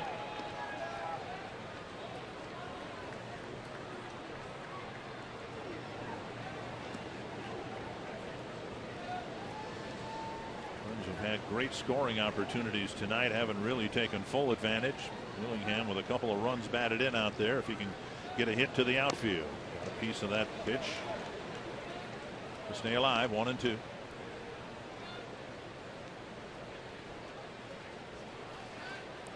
In this situation, if a hitter is trying to stay in the middle of the diamond with the direction that he's swinging, the only ball he's really vulnerable is if Shields throws a real good fastball right on the inside corner, and even then, with the infield in, hitter can muscle it over the infielder's head.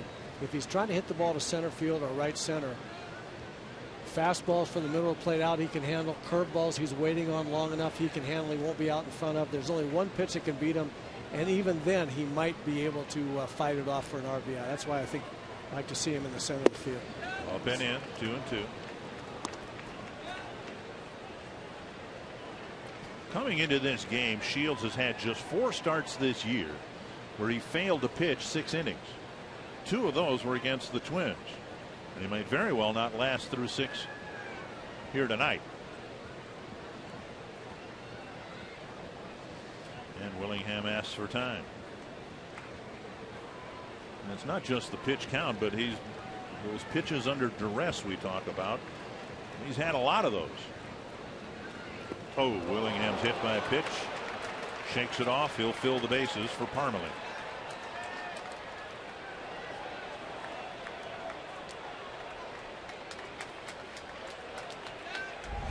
Well, Shields trying to come in there where we were talking about he would be vulnerable if he's trying to hit the ball into the center of the diamond, but ball runs away from Shields, runs in on Josh, and that's why, again, in that situation, pitcher's got to be able to make a perfect pitch. He's got to throw it on the inside corner to get you, to prevent you from having a pretty good at bat to center field or right center in that situation, getting at least one of those runs in. Parmalee with a liner to third and a fly to left. It was his fly to left that led to the ejection of Ron Gardenhire when a challenge was denied.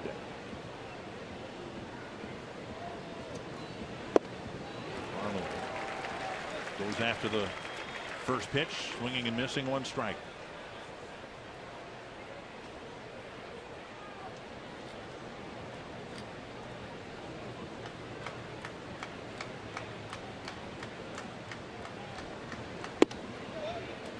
Parmalee's been shifted severely in his first 2 at bats, but not here with the bases loaded and 1 out.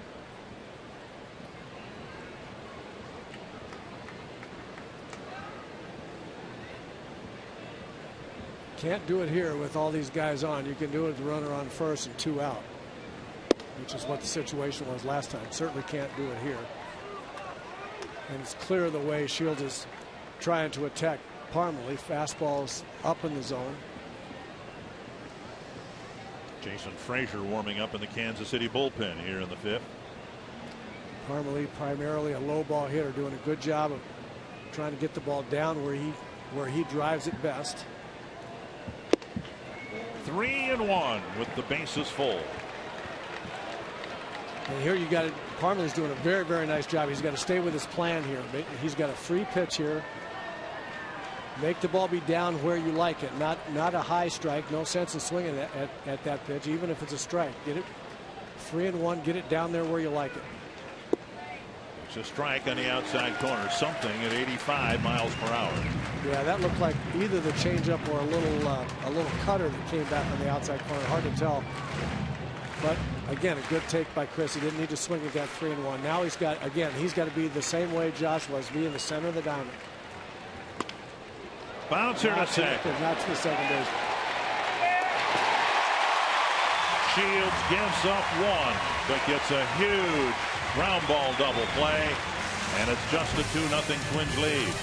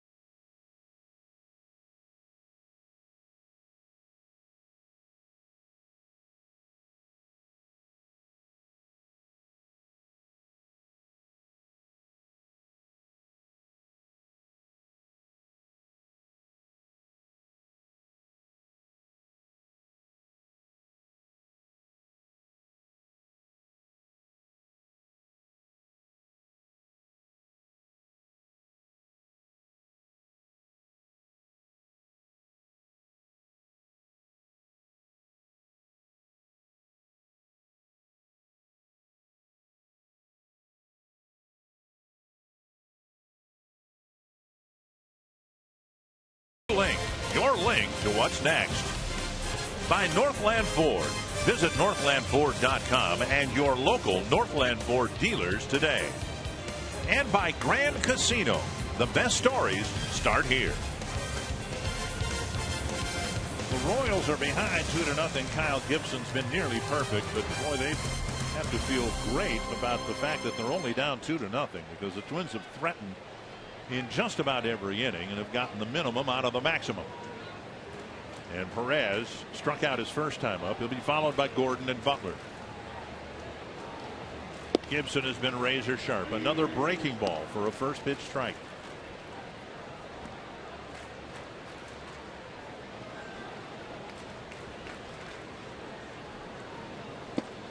Same thing.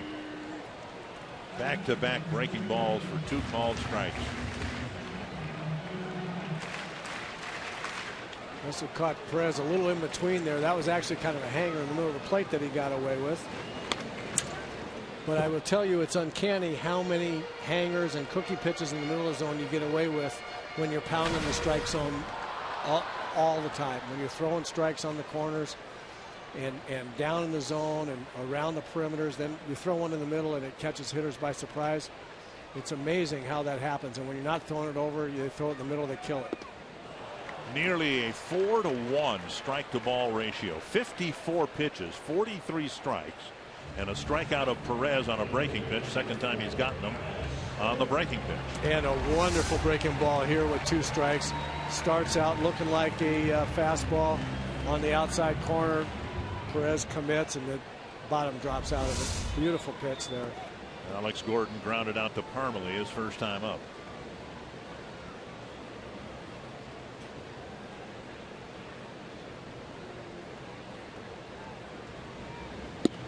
Down and in, ball 1.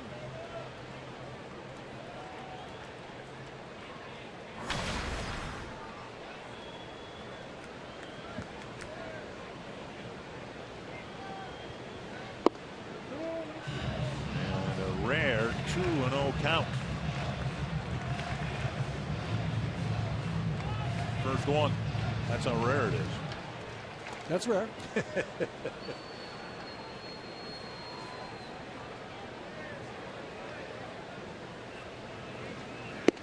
And he misses with a breaking ball, and Suzuki's seen enough. 1-3-0 count. And you're going to get a trip and a visit from the catcher. Well, this appears to be the good Kyle Gibson, with a 0.83 ERA in his wins. But you put him in it's pretty good company. Yeah, absolutely. That's wonderful company there, and for the most part, good pitchers with really great stuff either have it or they don't. And a strike, 3-1. The difference is those other guys aren't basically at 500 pitchers. They've figured out a way, even when they don't have their best stuff, to get some wins, keep their team in the game once in a while. First walk issued by Gibson, and now he'll face Billy Butler. Royals have a 2-out single, now a 1-out walk. Butler hit a ground ball to Parmalee. Put the barrel of the bat on it. Parmalee made a nice pickup. Went to the bag. I think Kurt Suzuki went out to the mound 2 pitches ago just to remind Kyle Gibson, hey, there's no need to be too fine. Try to make the perfect pitches. You've got great stuff. You're throwing in good spots. Don't try to be too perfect. Let's just normal stuff right at my glove. Missing inside, ball 1. I don't mind that miss right there. He set up on the inside corner, did Kurt Suzuki. Ball just tailed in off the plate. But again, that's throwing the ball at the location that you're trying to throw, just a little inside. What Kyle's got to learn is that that's not a big deal. Don't try to make a fantastic pitch now. Just keep with your normal stuff. 1-1. Butler leading the team with 17 ground ball double plays. And Gibson on the season has gotten 15 of them. Just less than 1 per start. This would be a good time to get one here. Butler had a good series against the Indians, playing first base, couple of long home runs.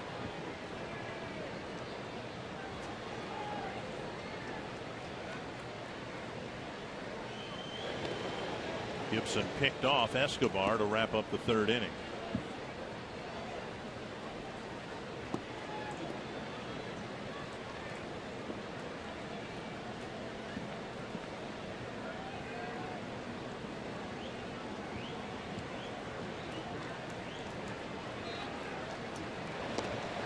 The ground ball outs have gone principally to Parmalee. He's got 4 ground balls hit at him. Gibson fielded a bunt and threw Aoki out. There really hadn't been a ball pulled to a shortstop or a third baseman yet. Suzuki sets up inside, and now it's 2-1.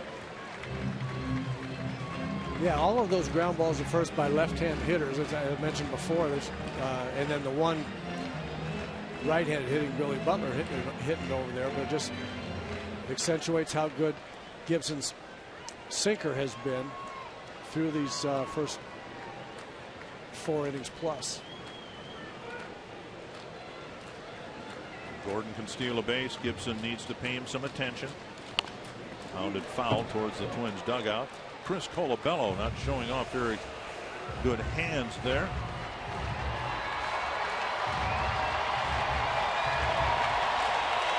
As long as he catches him with a glove. And remember that he primarily plays bat. 2-2. Gibson pitching with a 2-0 lead. Gordon goes, grounded to short. Safe there, but out at first. So sending Gordon kept the Royals out of an inning-ending double play, and there's a runner at second with 2 down. Catch every strikeout, every game ender, and every history-making moment on MLB Whip Around. Weeknights at 9 p.m. Central on Fox Sports 1 and streaming live on Fox Sports Go. Gordon at second, 2 down, and Mike Moustakas, who hit one of those ground balls to Parmalee on the first pitch he saw in the third inning. Moustakas really struggled at the plate. Let's take another look at what happened. Yeah, nice play by Escobar, charging that two-hopper really hard, just in case they might be able to steal that out at second base, get it to Dozier before Gordon got there. Both Escobar and Dozier knowing they've got all kinds of time with Billy Butler running it at first, so it's a nice gamble. Try to go ahead and get 2, even though the runner was running on the pitch.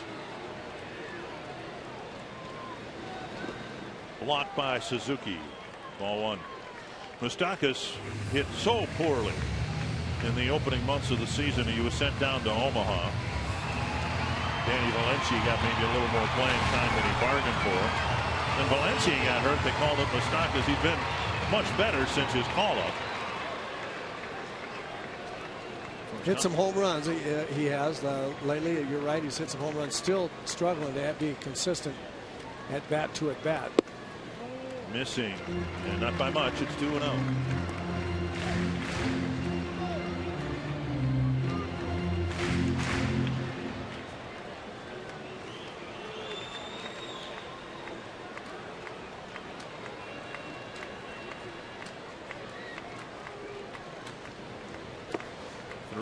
And now Gibson will hope to find a little bit of what James Shields has displayed all night long. It seems like half of Shields' pitches have been thrown with men in scoring position. Now Gibson, for the first time, has a runner there, and he's fallen behind Moustakas 3-0. And the other thing is look like with Shields is that he's really struggling to find the strike zone, and yet that's just the way Shields pitches, just nibbling all around the plate. And a 4-pitch walk. Second walk of the inning. And Gibson's command wavering a bit here in the 5th inning. Don't you, as he struck out Perez, nearly a 4-to-1 strike to ball ratio. And now Kane will hit with 2 men aboard and 2 out. Kane hit a fly ball to short right center field, gloved by Fold. Back in the 3rd.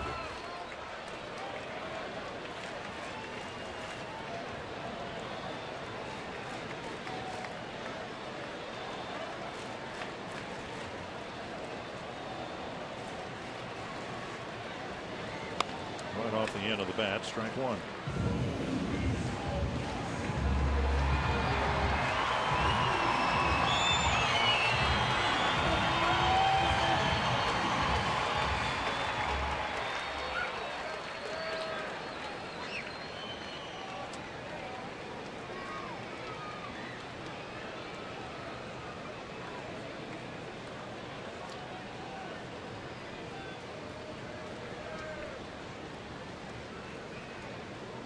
Another breaking pitch. This one just off the plate. I don't know what's going to happen here, but this is his 20th start. You've seen most of them either in person or on TV. He's got his best breaking pitch he's had all year long here tonight. No question about it. It's a really, really good breaking ball. And I was just going to say, before you mentioned that, I would just keep throwing it to Lorenzo Cain here until you get him out. I think he'll get him out on that breaking ball if he keeps it right out there where he's been throwing it. Yep, there's 3 in a row. He's 1 and 2. Cain, and I think Kurt Suzuki sees this. The first pitch, breaking ball, he hit it off the end of the bat, way out in front. Second pitch was a ball. He almost swung at it anyway, being way out in front. Now that Kurt's got him 1 and 2, he may show him one power sinker in just to get him back in a hurry, but I really think we're going to get him on that breaking ball away. Wouldn't be a bad idea right here to throw it in on him, in off the plate. Either crack his bat or make him take it, think he's going to get the ball in there and then go right back to that curveball, or they may go right to it right here, try to get him out with a breaking ball. Suzuki setting up, down and away. Yep. There it was. Yep. Excellent work by Kurt Suzuki, and the execution by Kyle Gibson. Looking for a breaking ball down and away and got it.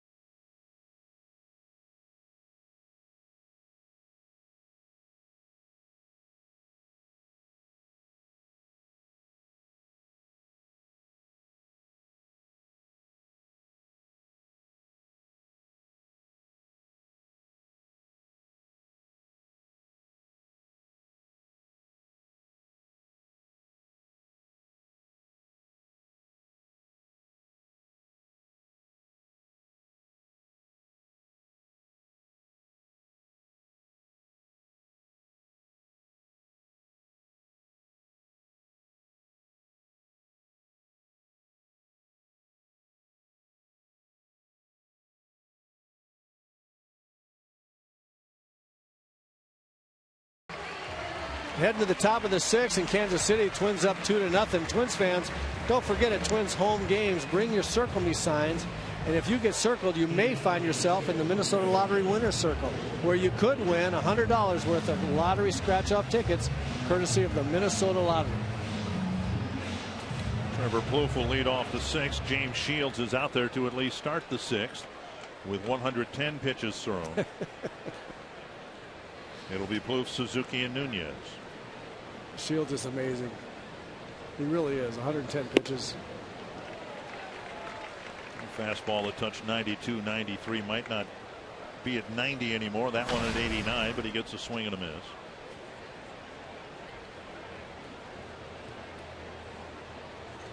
Twins with 5 hits. They've taken 4 walks. They've had a hit batter.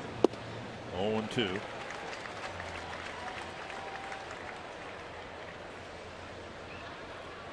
Look at this since 07, most innings pitched. Look at those names. James Shields third, and not third by very much.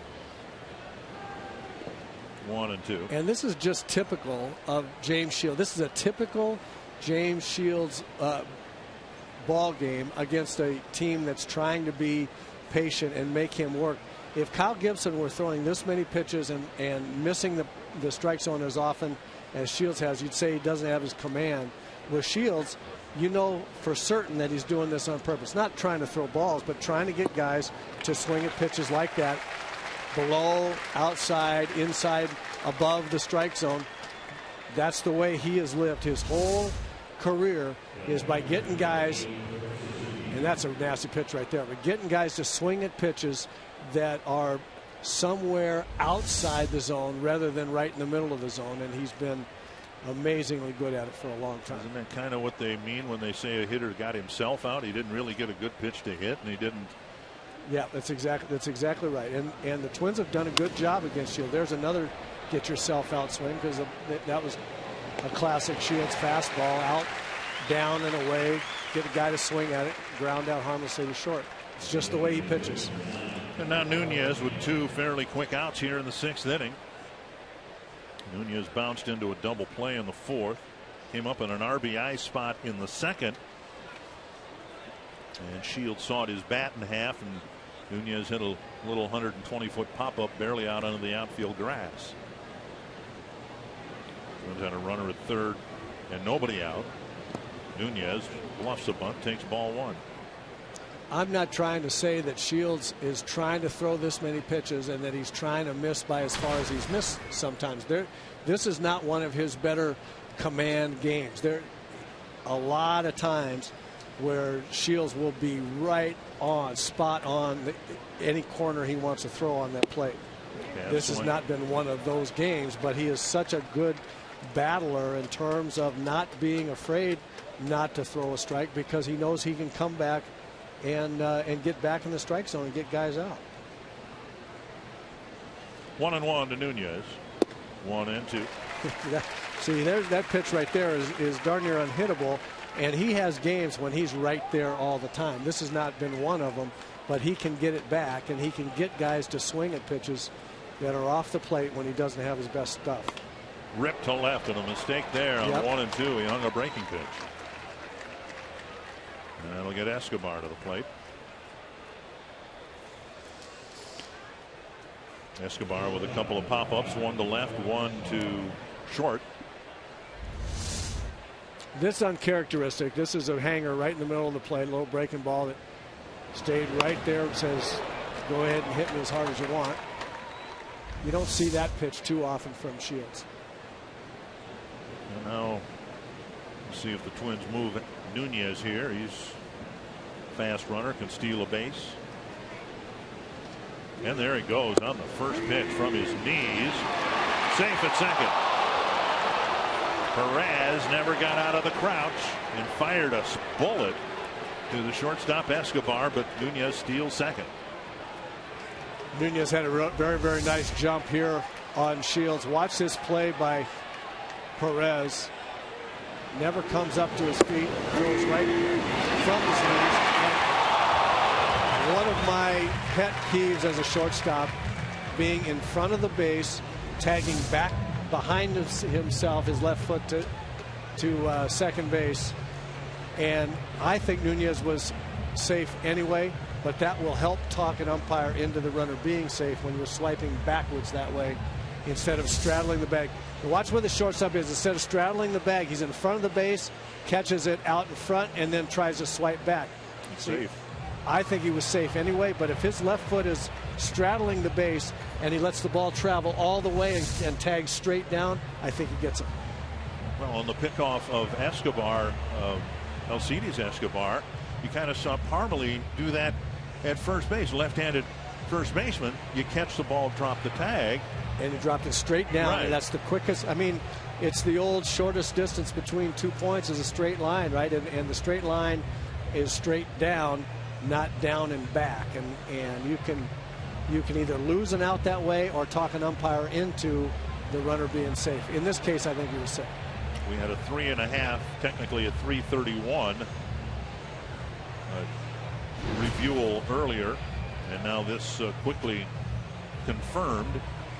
And Nunez is at second with 2 outs. So the Royals lose their challenge.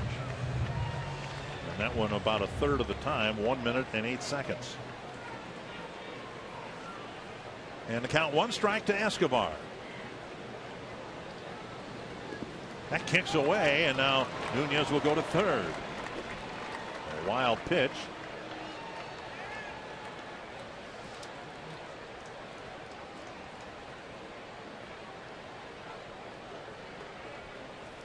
I was going to say, when Nunez got that base hit, see if the Twins could ambush Shields with a 2-out run. I think a really good call by Terry Steinbach, acting manager Terry Steinbach, to send Nunez. The result is a stolen base and a wild pitch, and they might just ambush him here for a quick run with 2 out. Now a season high 122 pitches for Shields. He threw 121 pitches here against the Tigers on July 12th.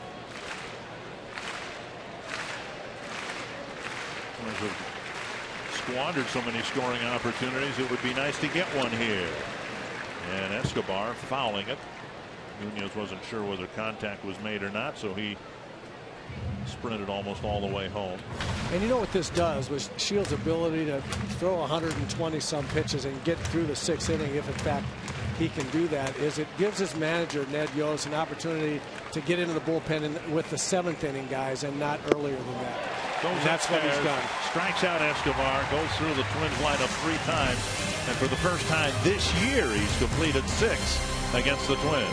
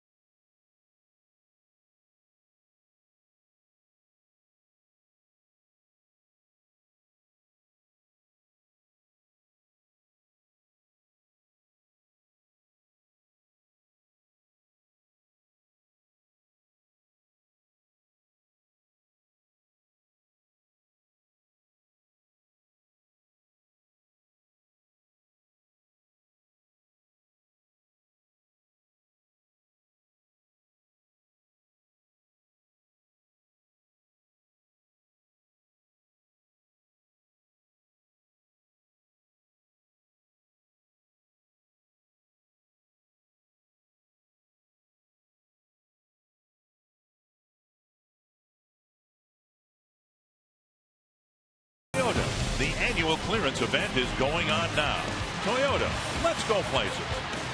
By Sanford Orthopedics and Sports Medicine, for the everyday competitor in all of us. And by McDonald's, where a French vanilla McCafe iced coffee is just $1.59 all summer long.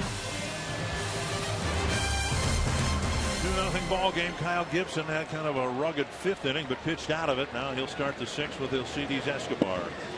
And he delivers ball 1. Escobar has always hit the Twins very well, and he's taken it to a new level this year. He got a single, a solid stroke to right field with 2 outs in the 3rd. This year he's nearly hitting .500 against the Twins. And now it's 2-0. 14 hits in 30 at bats for Escobar. Gibson wants to bear down and get the leadoff man here in the 6th. 2-1. Escobar with 26 doubles. He's really had a nice year. We know he's a terrific defensive shortstop. When they get this kind of offense from him, that's a real weapon. Swing and a miss, 2-2. The first pitch strikes have all but disappeared, but now Gibson's come back from 2-0 to even the count.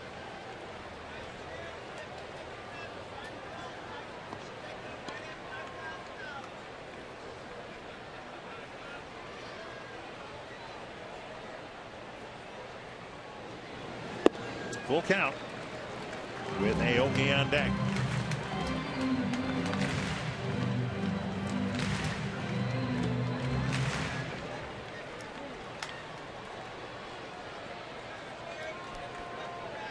Two walks issued by Gibson, both in the 5th inning. Foul ball. Now on FoxSportsNorth.com, view photos from tonight's game. And the Vikings think Kyle Rudolph is in for a big year. I hope so with the contract he signed. Gophers quarterback Mitch Leidner on training with Patriots Ryan Mallett.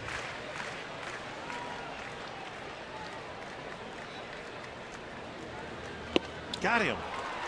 Gibson has gotten more outs, it seems, with strikeouts and ground balls. Down in the 6th. Let's check in with Jamie Hirsch.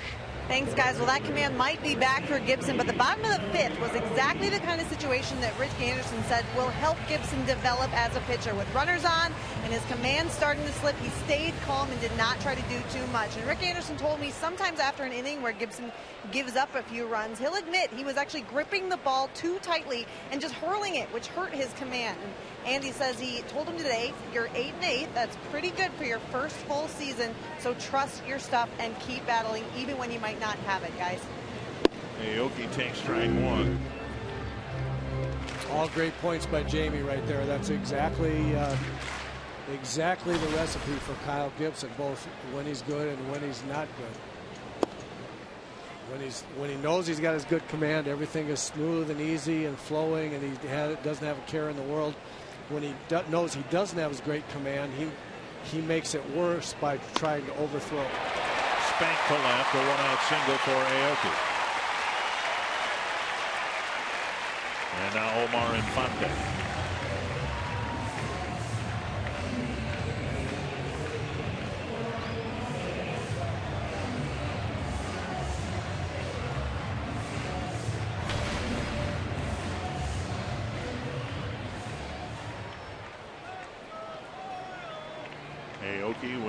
Infante with a foul out to Suzuki right near home plate, and then a little pop-up fielded by Escobar in short left field.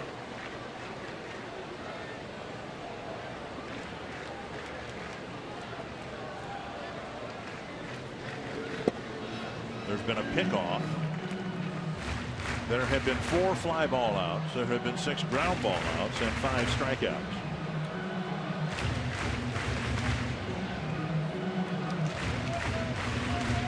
One strike to Infante.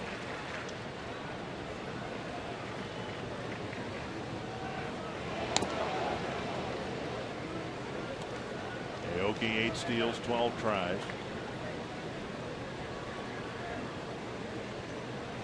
A lot of stolen bases and a really good steal percentage. Royals are stealing at an 80% success rate. Chopped foul.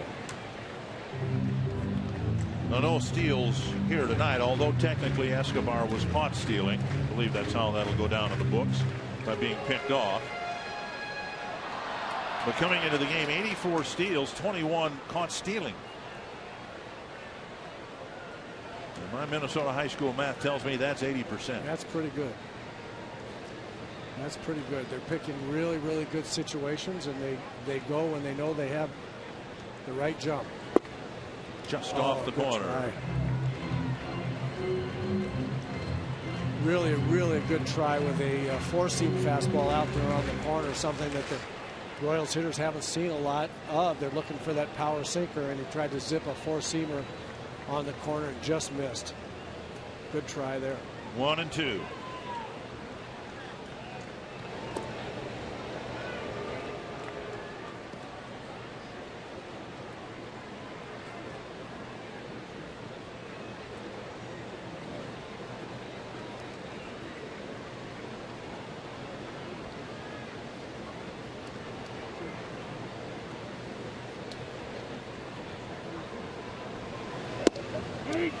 Call, 3rd strike over the inside corner. Infante ducking away. 2 down. Strikeout number 6 for Gibson. That's one of those backup sliders right there, and I will tell you that's an almost impossible pitch to hit. 2 feet from Suzuki's intended target. Yeah, that was a mistake by Kyle, but a kind of an unhittable pitch, because you see that slider spin and you expect it to break, and then it doesn't break, but at the last minute kind of stays right in the strike zone, and you just, as a hitter, you just don't know what to do with it. Hosmer with a strikeout on the first and a fly ball to left in the fourth. First came back after dealing with a bruised hand after being hit by a pitch.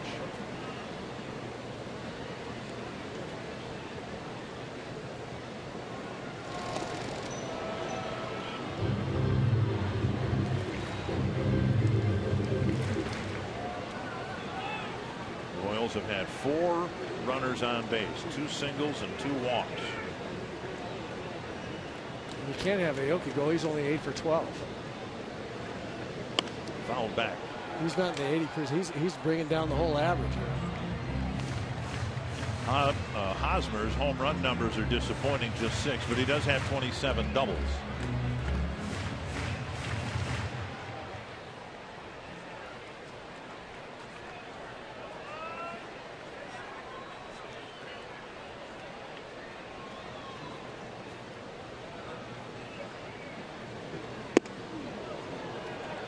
Jump away, 1-1. Good pitch right there. That wasn't leaning back. That was jumping out of the way. Yep, that's a good pitch. Again, let those left-handers know you can come in there. You're not just going to sink the ball away from them all the time. Throw changeups away. You're going to throw it in under their hands where they have to be quick to hit it.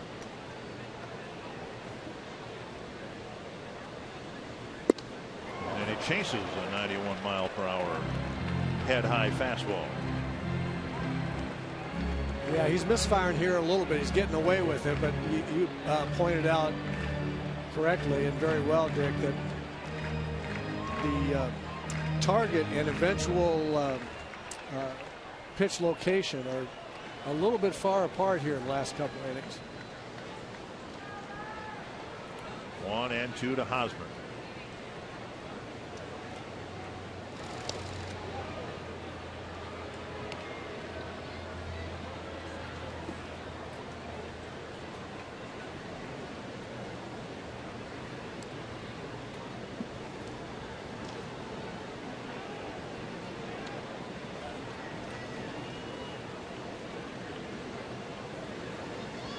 There goes Aoki. Great jump. Pitch down and in. No chance for Suzuki, even if it had been a pitch around the strike zone. So a stolen base for Aoki with 2 down.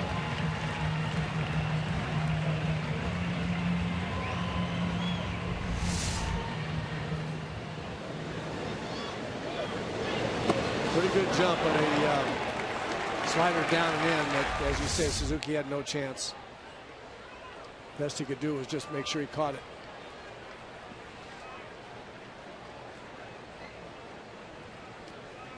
2-2 to Hosmer.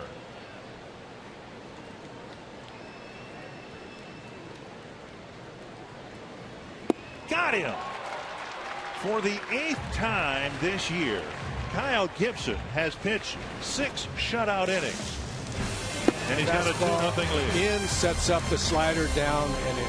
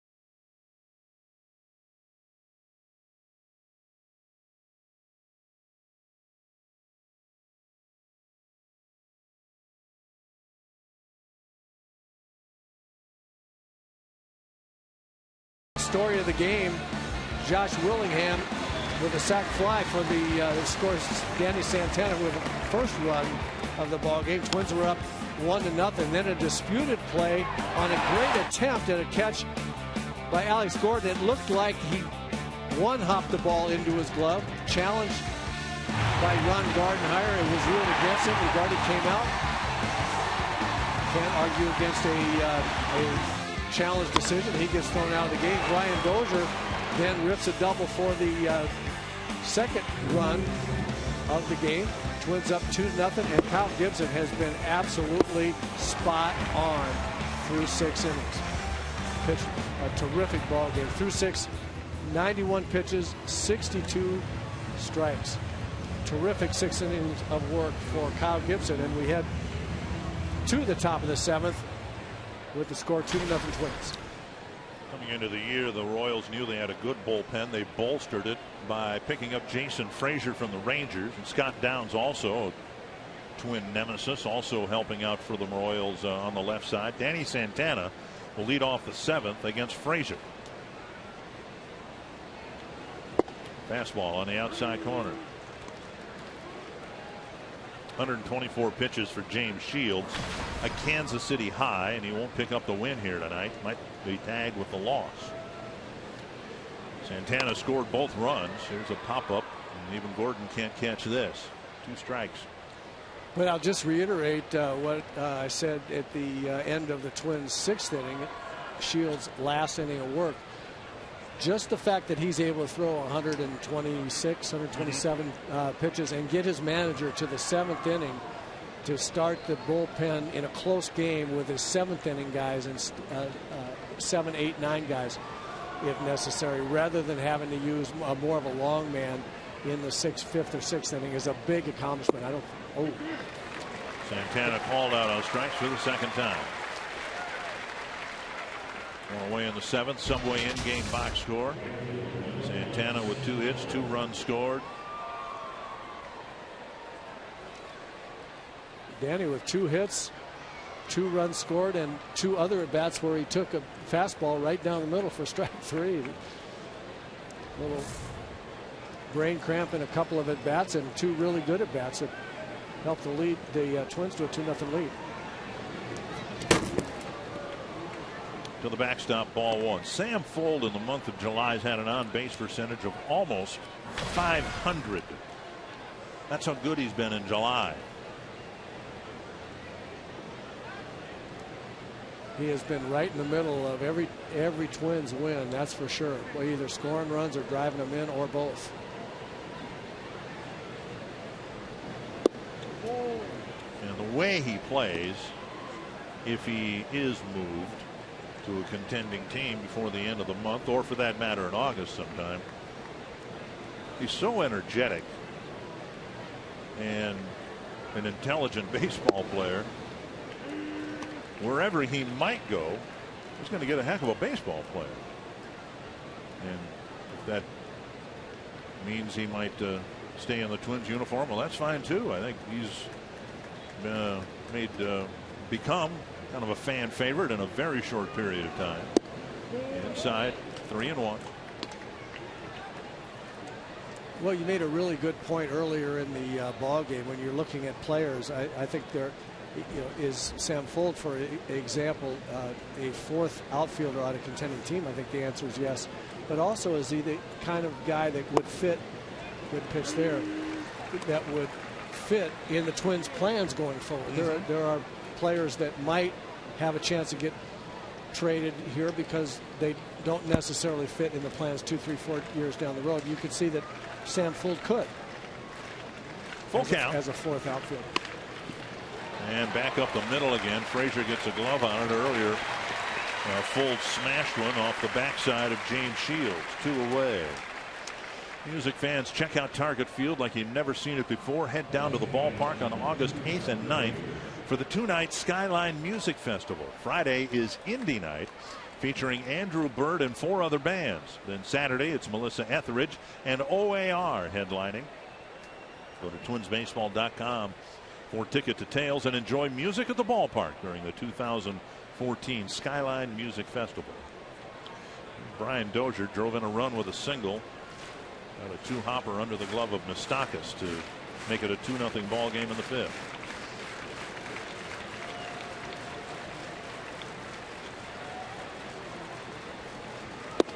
And as good as Sam Folds' on base percentage has been in July, it's been just the opposite for Brian Dozier because of the scarcity of walks.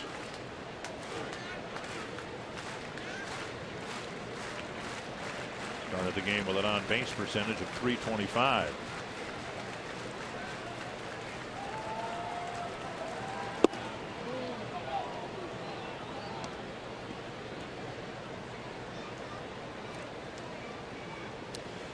Hard to quarrel with a guy who's scored 72 runs, same number as Mike Trout.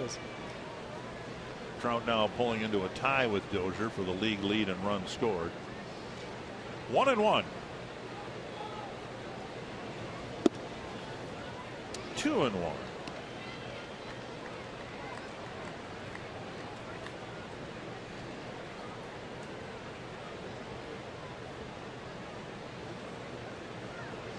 White Sox thumped the Tigers. Some defensive issues for Detroit. And then former Royal Joakim Soria came in and poured some gas on the fire late. Foul back 2-2.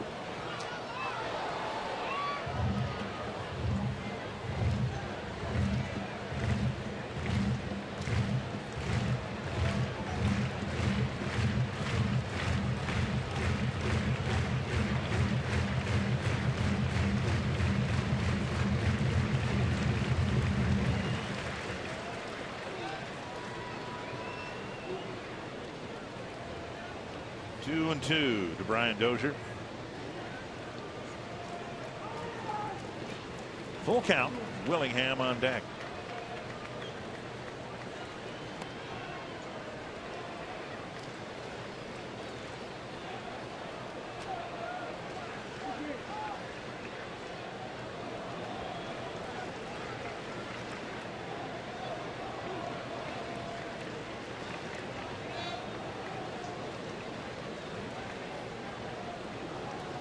A lot of full counts to Twins batters tonight. And Dozier spanks a sharp single to center. Another 2-out hit. Twins have gotten some of those tonight, but not with men on base. And that'll bring up Willingham. Join the Minnesota Lynx for the Dads and Daughters ticket offer presented by Fox Sports North on Tuesday, August 12th against the Los Angeles Sparks. For just $33, fans receive 2 tickets to the game and a drawstring backpack. For details, visit foxsportsnorth.com. Click on the More tab for details. Here's Willingham. 3 productive plate appearances, a single in the first, a fly ball that drove in a run in the third. Then he was hit in the shoulder by a pitch in the 5th.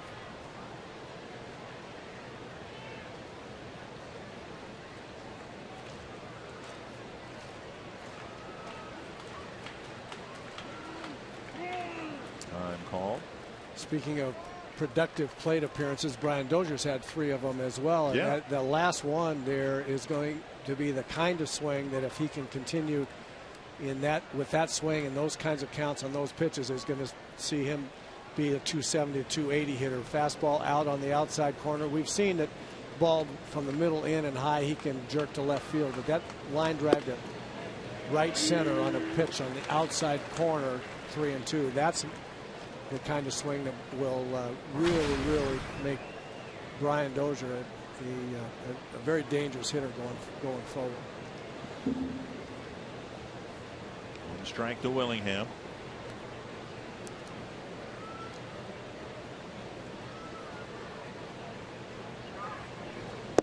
And now a ball. One of the teams the Royals are chasing to get into a wild card spot. Perhaps the Toronto Blue Jays beat Boston. 4th straight win for Toronto, and now tomorrow the Blue Jays won't have to face John Lester. He's been scratched from his start by the Red Sox. So go ahead at home, spin the wheel, and see where you think John Lester might end up by tomorrow. Dozier goes, and Perez's throw in time to get him. Dozier with a 2-out single. He's thrown out by Perez. Bottom of the 7th with the Twins up 2-0.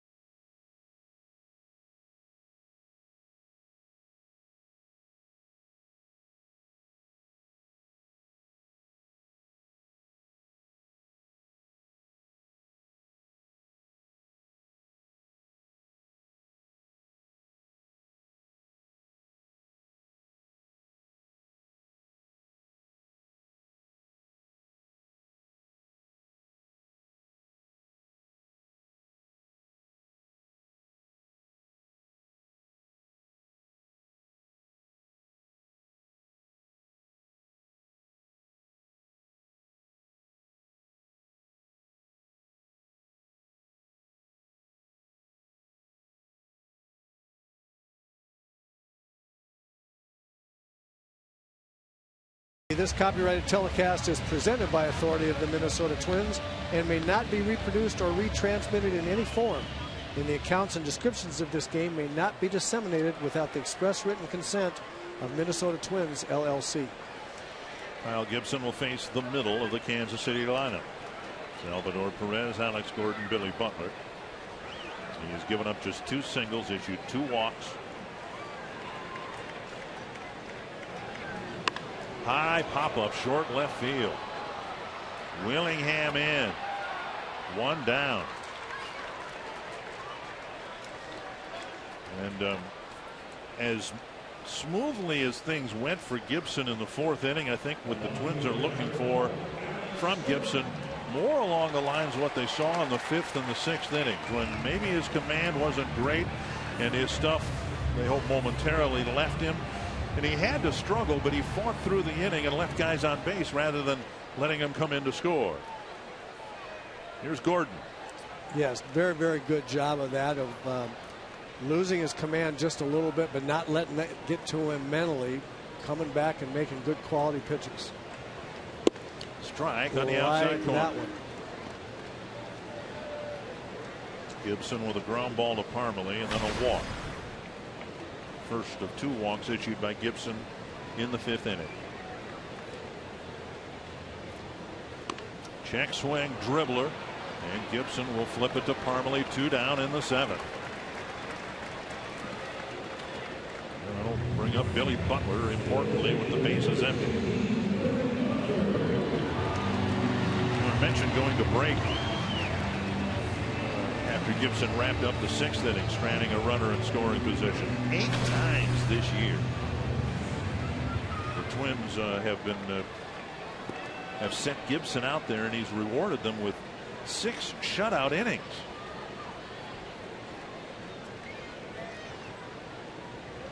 And he's 1 out away from extending it to a 7th shutout inning here tonight.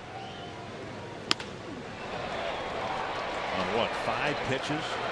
A 1, 2, 3, 7th. Maybe there's a little left in the tank for the 8th.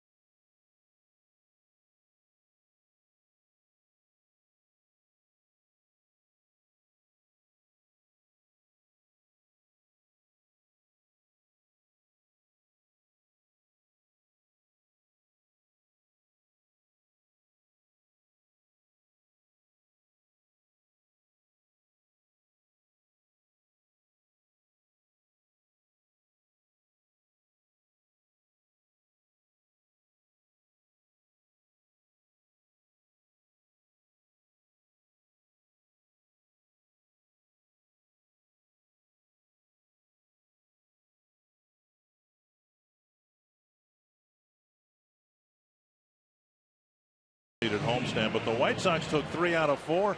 And now in Chicago, they're wondering, well, what can happen? Maybe if we put together a good week here. Aaron Crow checking in with these numbers in the 8th inning. And sure enough, they beat Detroit in the first game, beat them handily. And now the White Sox are just 7 games behind Detroit, which again makes, it almost makes you wince if you're a Twins fan. If they had just taken care of business in the homestand, the level of relevancy would be much higher than it is right now. Willingham taking a strike from Crow. Up the middle, but Infante bare hands. No, he doesn't. He used his glove. Willingham thrown out, 1 down. And that'll bring up Parmelee. With the second wild card, and it is nothing more than a consolation prize, but the second wild card in each league, it really is true. You look in either league, if you're around 500, just winning half your games, you're relevant in August and for as long as you stay around 500. Yeah, it's amazing what the second wild card has done in terms of keeping teams and their fans in the race.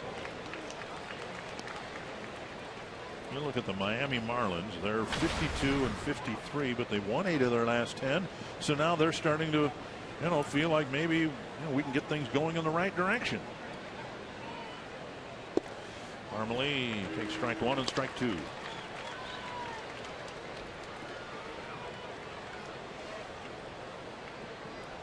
Twins have a long ways to go starting tonight, 10 games below the 500 mark.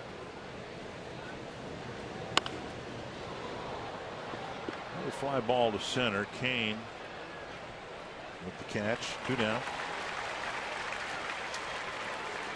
As promised earlier in the game, we have the AT&T fan photo of the game. You can tweet your photo to #NorthFanPhoto, and you might be shown in an upcoming broadcast brought to you by AT&T. Couple of generations there. Happy to see that. Here's Plouffe. Trevor, a walk and 2 strikeouts. Taking ball 1.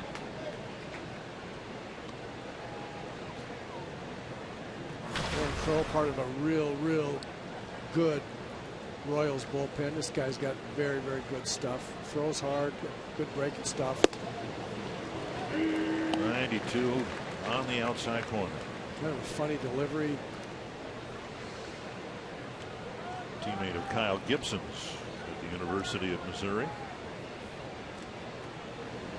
Gibson's first year at Missouri, he was the relief pitcher and relieved Crow, who was then a starter. Now their roles are flip-flopped. Crow made the All-Star team a couple of years ago. Well, when the Royals start trying to finish off games with this fellow first, there's a nasty pitch there. They have Aaron Crow, and they have the big right-hander Wade Davis. Wade Davis, but they finished with Holland, of course. And that ball came up. Escobar stayed with it. Nice play. A 1-2-3-8 for Aaron Crow in a 2-0 Twins ball game.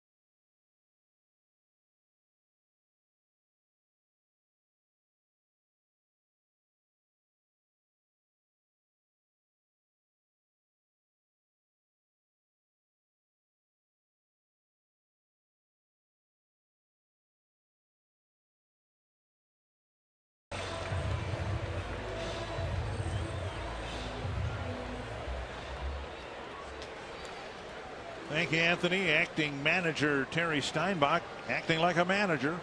7 innings from his starter. Bottom third of the Royal lineup due up. And it's Casey Fiend coming out of the Twins pen. Casey Fiend, the 8th inning setup man for the Twins, has done a wonderful job in that capacity this year. And strike one to Moustakas. His job now, get to the 9th inning, hold this lead, get to the 9th inning for the all-star closer Glenn Perkins. Gibson in 18 of 25 first pitch strikes. Fiend picks right up and delivers strike one, followed immediately by strike two. And as we've seen, that's Casey's MO when he's pitching well. He's a strike throwing machine, and he's not waiting on anything either. He's ready to go. Joy to play behind as an infielder, I can tell you that. Fouled away. Moustakas, Kane, and Escobar. We've mentioned time maybe twice tonight. The Twins have the lead on the Royals in the season series 5-4. But 4 of the 5 wins have been pretty much wide open blowouts. A couple of 10-run games for the Twins, a 7-1 game, 8-3. One win has been a 4-3 win for the Twins. And tonight a 2-0 score. 1-2. These are the kind of games that we have not seen the Twins win for several years, and very encouraging to see the start by Kyle Gibson tonight. No runs through 7 innings, and that wasn't because the Royals are not swinging the bats well. He was throwing quality pitches inning after inning. He made them look like they weren't swinging the bats well. Foul back. Well, just since the break, everybody knows there haven't been enough wins, but the wins since the break have been 4-3, 3-1, and then Sunday 4-3.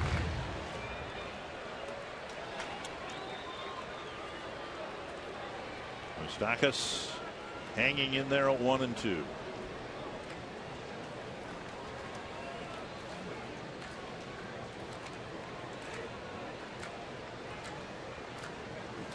Popped up, foul, and out of play.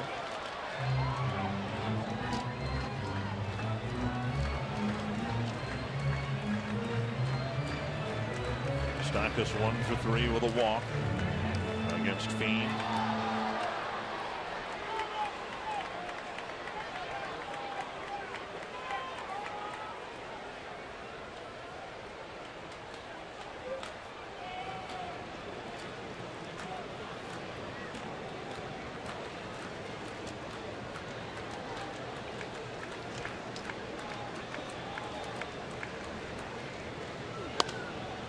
Twins playing with 13 pitchers, and then, as we mentioned earlier tonight, Oswaldo Arcia back in Minnesota. He is a new daddy and hopes to be back here tomorrow. So not much for for Terry Steinbach to do. His counterpart Ned Yost has 4 bench players, including veteran Raul Ibanez, who is back for his second tour of duty with the Royals. I see the Royals make a move here before this game is out with their bench. 1-2 to Moustakas. Deep to right. Down the line. Fold. Leaping, and no catch. A foul ball. Athletically, Fold gave it every effort he could. Timed his leap perfectly against the side wall, but the ball about 2 rows back. And giving it every effort he could to find Sam Fold out there in the outfield. Takes great pride in his athleticism, his ability to go get the ball, and he can really do that. Saw him in the 9th inning Sunday slide into the side wall in left field at Target Field, trying to catch a foul ball. To center. Back is Santana. 1 down. This is still a big ballpark to center field at night. 1 down. Catch all the action of baseball's second half of the season on MLB.TV Premium. Watch every out-of-market game live in true high definition on more than 400 devices. Visit twinsbaseball.com today to find out how you can subscribe to the #1 sports streaming service in America. One down, and now Lorenzo Cain. 0 for 2, a fly to right and a strikeout. Fiend starts him with a cutter and strike one. Cain struck out in the 5th on a Gibson slider.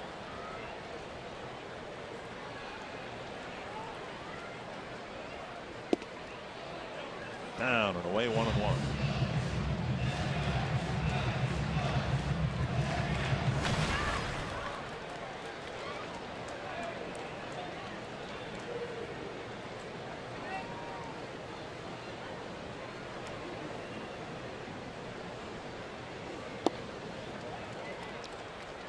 Took it inside, 2-1. Cain's faced Fiend 4 times, struck out twice, and drawn 2 walks.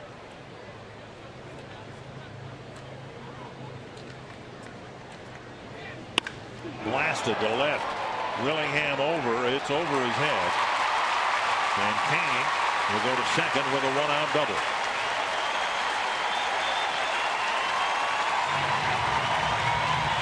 Royal fans, and there are a lot of them here tonight, have not had much to cheer about. Just their 3rd hit of the night and their first extra base hit.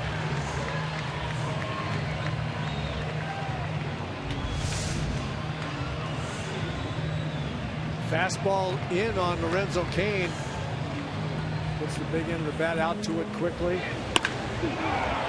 mentioned earlier, it just looks like he's going up there to the plate looking for something that he can pull. And he got that pitch there and hammered it to left field. Escobar, who's hitting nearly .500 against the Twins this year, is hitting .500 against Fiend, 2 for 4.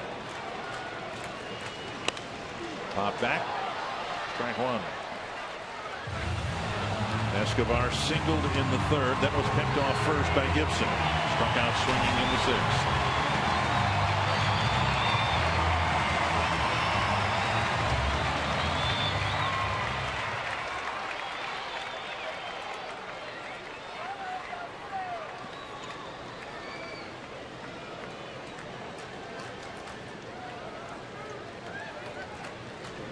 Fouled back, and it looked like Fiend might have gotten away with one there. That was belt high right down the middle. Yeah, I think 2 in a row, and he's thrown several pitches right in the middle of the zone to all 3 Royals hitters that have been up this inning.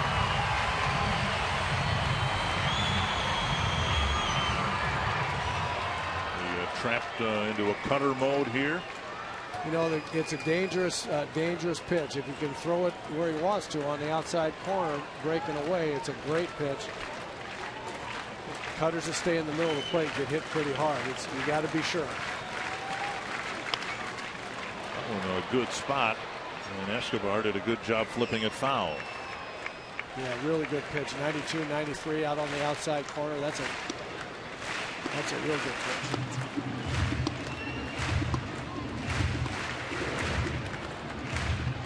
Cutter will be 88-ish, something like that. 87, 88. Good. It has good movement when it's thrown in the right location.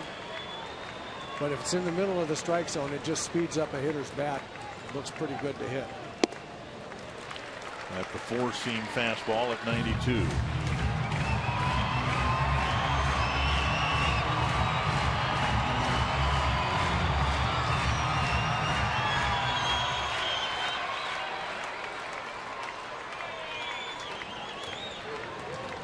One and 2. And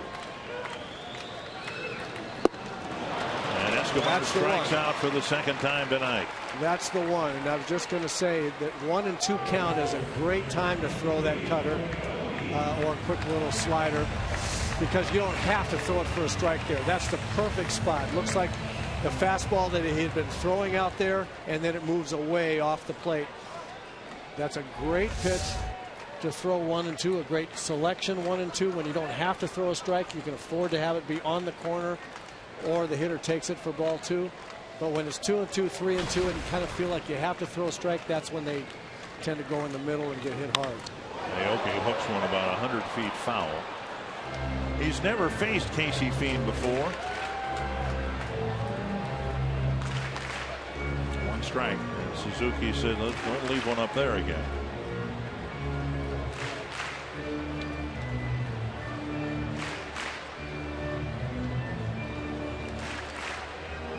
Trip to the mound by Kurt Suzuki.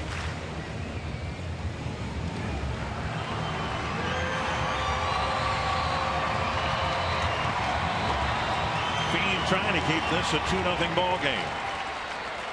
Royals have a runner in scoring position for just the third time tonight. 1-1. Never had a runner to third base. Gordon got to second in the 5th. Aoki stole his way there after a 1-out single in the 6th. And now Cain's 1-out double.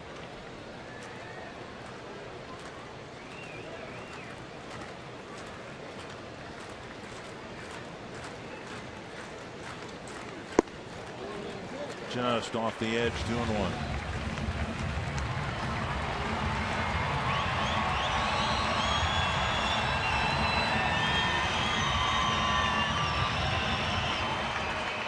And Fiend wants a different baseball.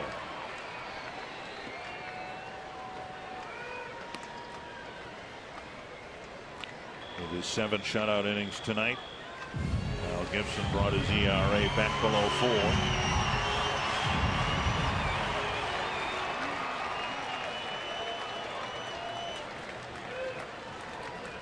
Two and 1 to Nori Aoki. 3-1. Infante on deck.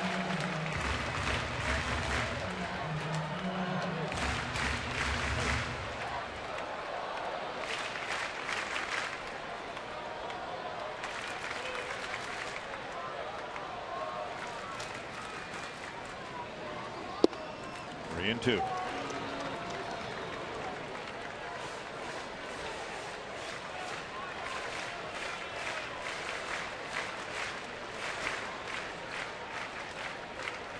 Infante in the on deck circle.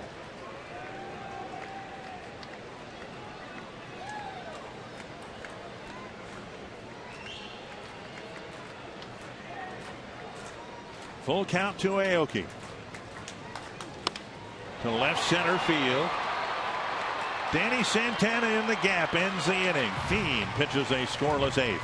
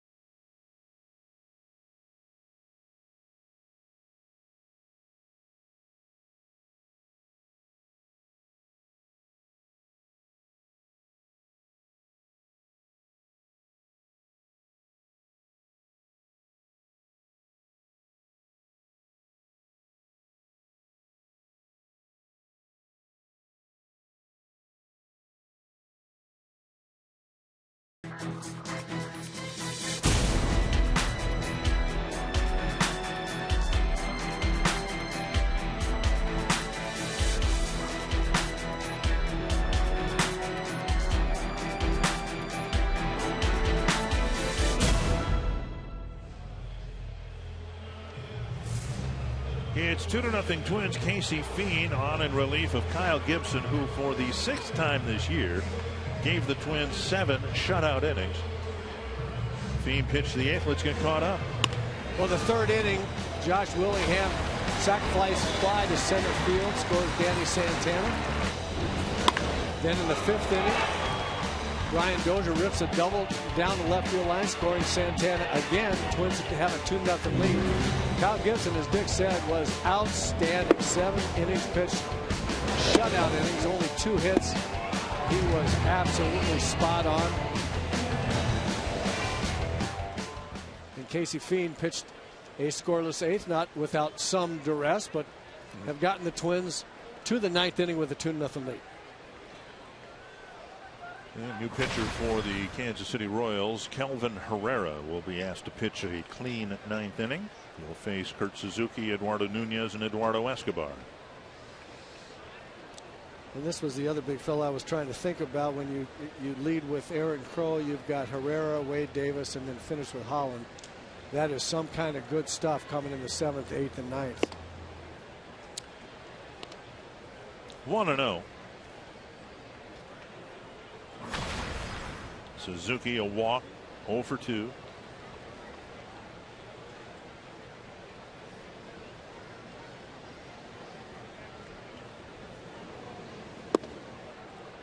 Two and 0.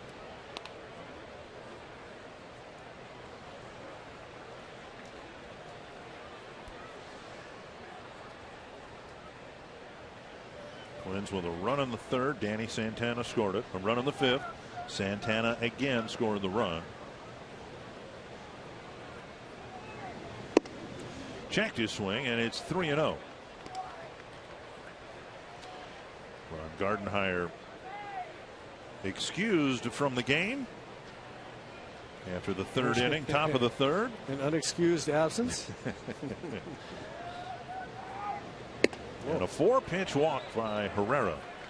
And Suzuki will trot to first. PowerSoup.com trivia question. In one of the 6 active pitchers with 8 or more seasons of double-digit victories. We'll put Verlander on there. Mark Burley, Sabathia. We got one on there anyway before they flash the answer. Yep. I was going to say Sabathia. I didn't know if they considered him active, but being on the DL. Nunez takes a strike at the knees. Singled his last time up.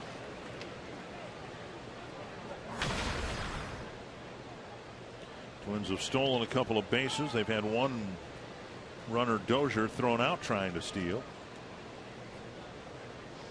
Nunez stole a base after his single his last time up. And trying to bunt in front of Moustakas, a foul ball, 2 strikes.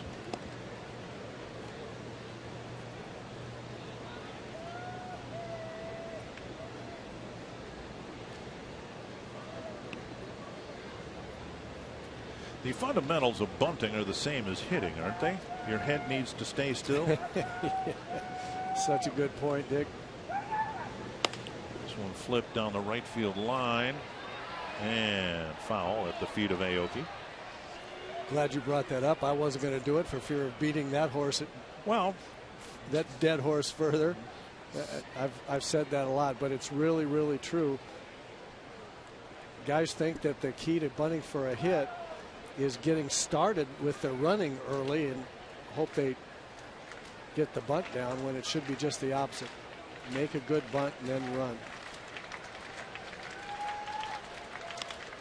This to right field, and Aoki circling around it makes the catch. 1 away. Suzuki still at first, and that'll bring up Escobar.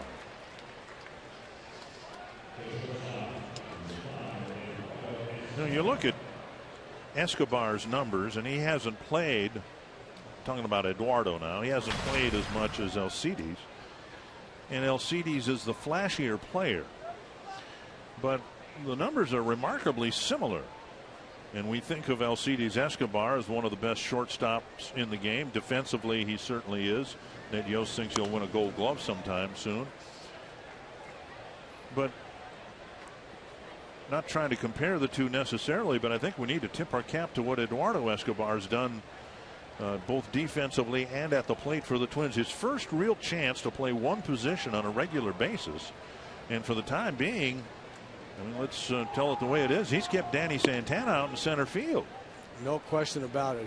He's been terrific. And at a time when it just didn't work out for Pedro Florimon, who was going to be the starting and everyday shortstop.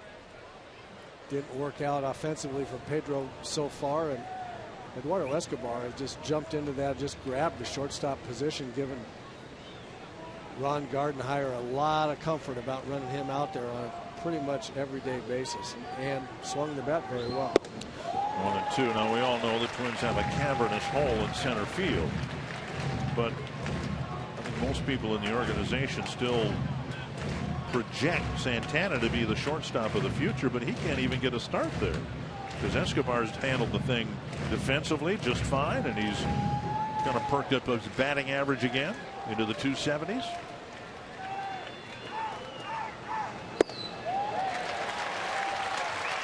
And that said, he strikes out for the second time in a row. 2 down. Well, when you think about it, Eduardo Escobar has really been the one that has kept Chris Parmelee and Chris Colabello on the bench. Danny Santana is going to play somewhere. Right. And so with the hole in center field, he's going to play center as long as Eduardo Escobar is playing good shortstop, which would, I mean, his playing shortstop has moved Santana to center field just because Danny can play it out there. Whereas nobody else really, other than Sam Fuld, really can. If you're going to have Fuld in the lineup and Santana in the lineup, then the likes of Parmelee and Colabello aren't going to get as many at bats oftentimes. Santana 2 for 4 with 2 runs scored.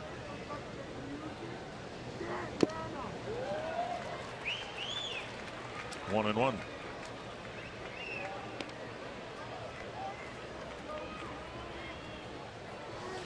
Over 30,000 in attendance here tonight on T-Shirt Tuesday.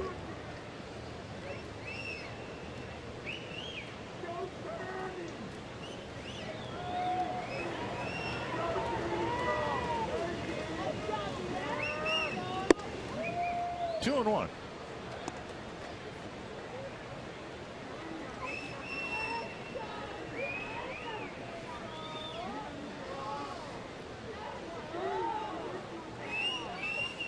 Twins out hitting the Royals 7-3.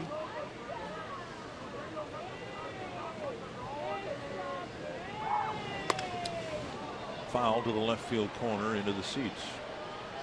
Regarding Shields, by my count, 1 earned run, 1 unearned run. Another series of good plate appearances by the Twins batters, forcing Shields to work. Kansas City high 126 pitches over 6 innings. Yeah, the Twins hitters really seem to have a good strategic plan against Shields.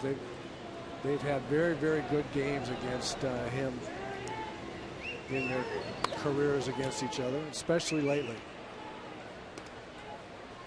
Santana with a foul ball.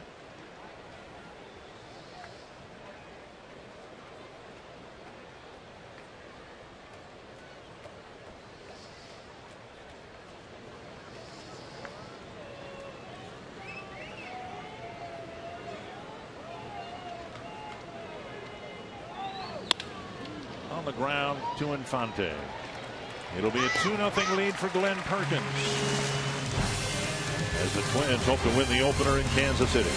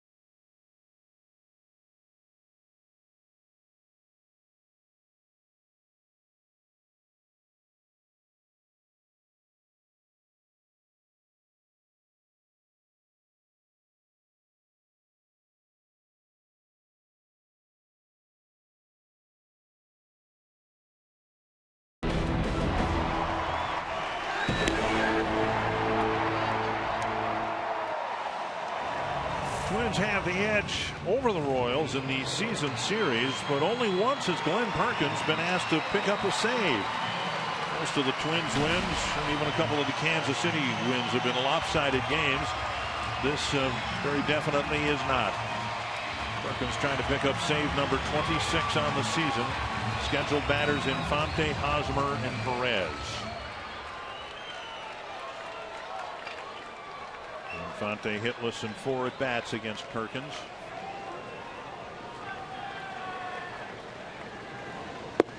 Inside, ball 1.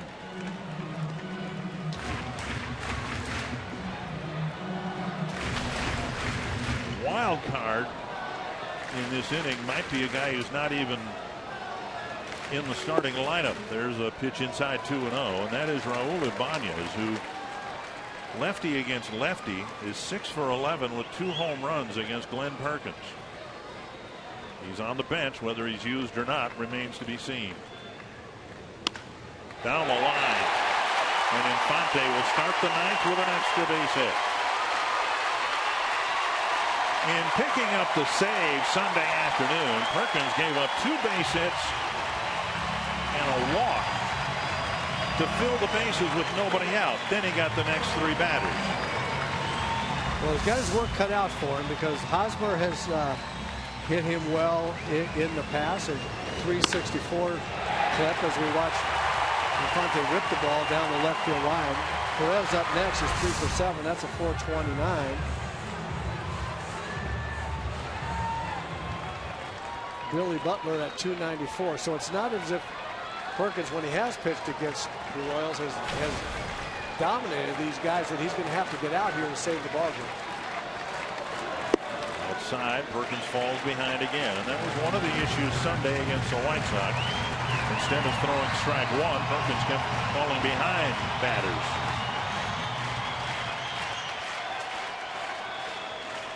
One and 0 to Hosmer. Base hit to left. Infante will be waved around, and the Royals get their first run in the 9th inning. And the first 5 pitches of Glenn Perkins' outing. And the tying run is at first with nobody out.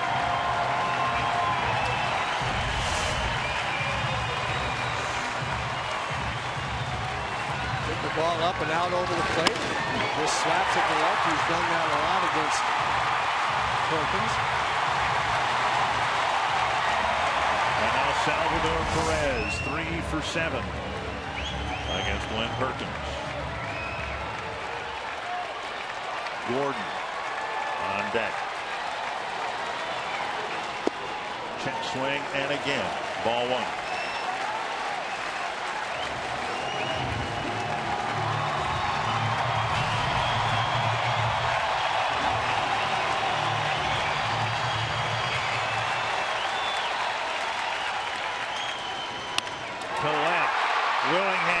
A tumbling catch.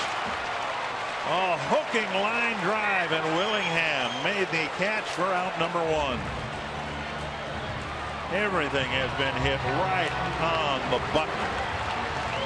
Looked like Josh fought the lights a little bit. This is the hardest play for an outfielder. Just a line drive whipped right at him, fighting the lights a little bit, goes down, makes the play, and I think he tweaked a little something there. Yep, there he's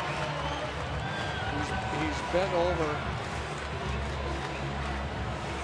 I thought when he went in and caught that ball that something wasn't exactly right. The Twins dugout looking out in that direction, remembering that Arce is not even here. Chris Colabello and Eric Fryer are the only bench players.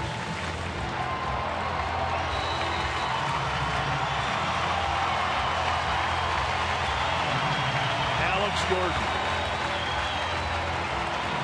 with Glenn Perkins hoping for a swing and a miss or 2 or something hit somewhere other than the barrel of the bat.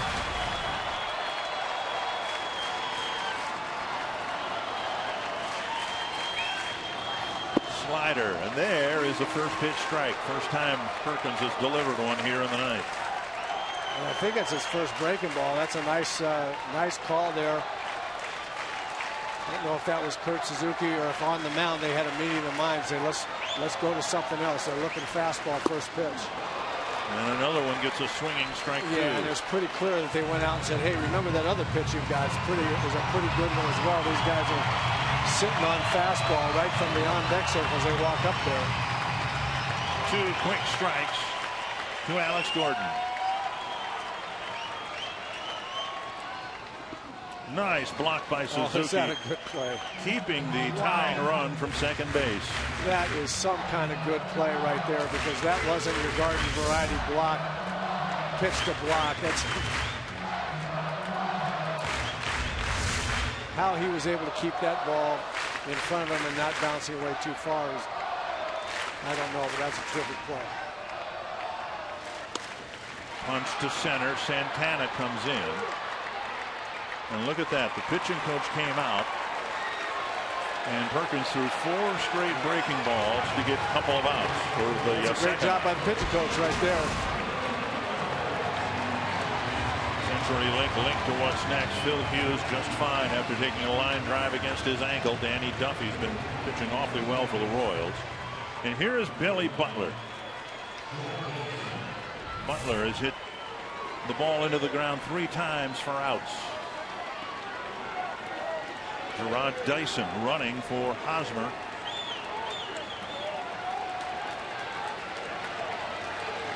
Dyson, one of a handful of players that has game-changing speed.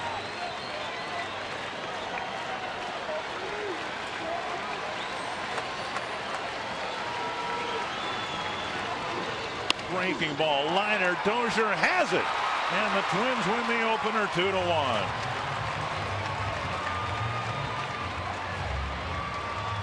Perkins ran into trouble Sunday, but stranded 3 runners and a couple of ringing base hits to start the 9th tonight, and the Twins win another 1-run ball game. Anthony LaPanta, the Twins hoping to store a little credibility on this road trip, and a good way to start tonight with a 2-1 win.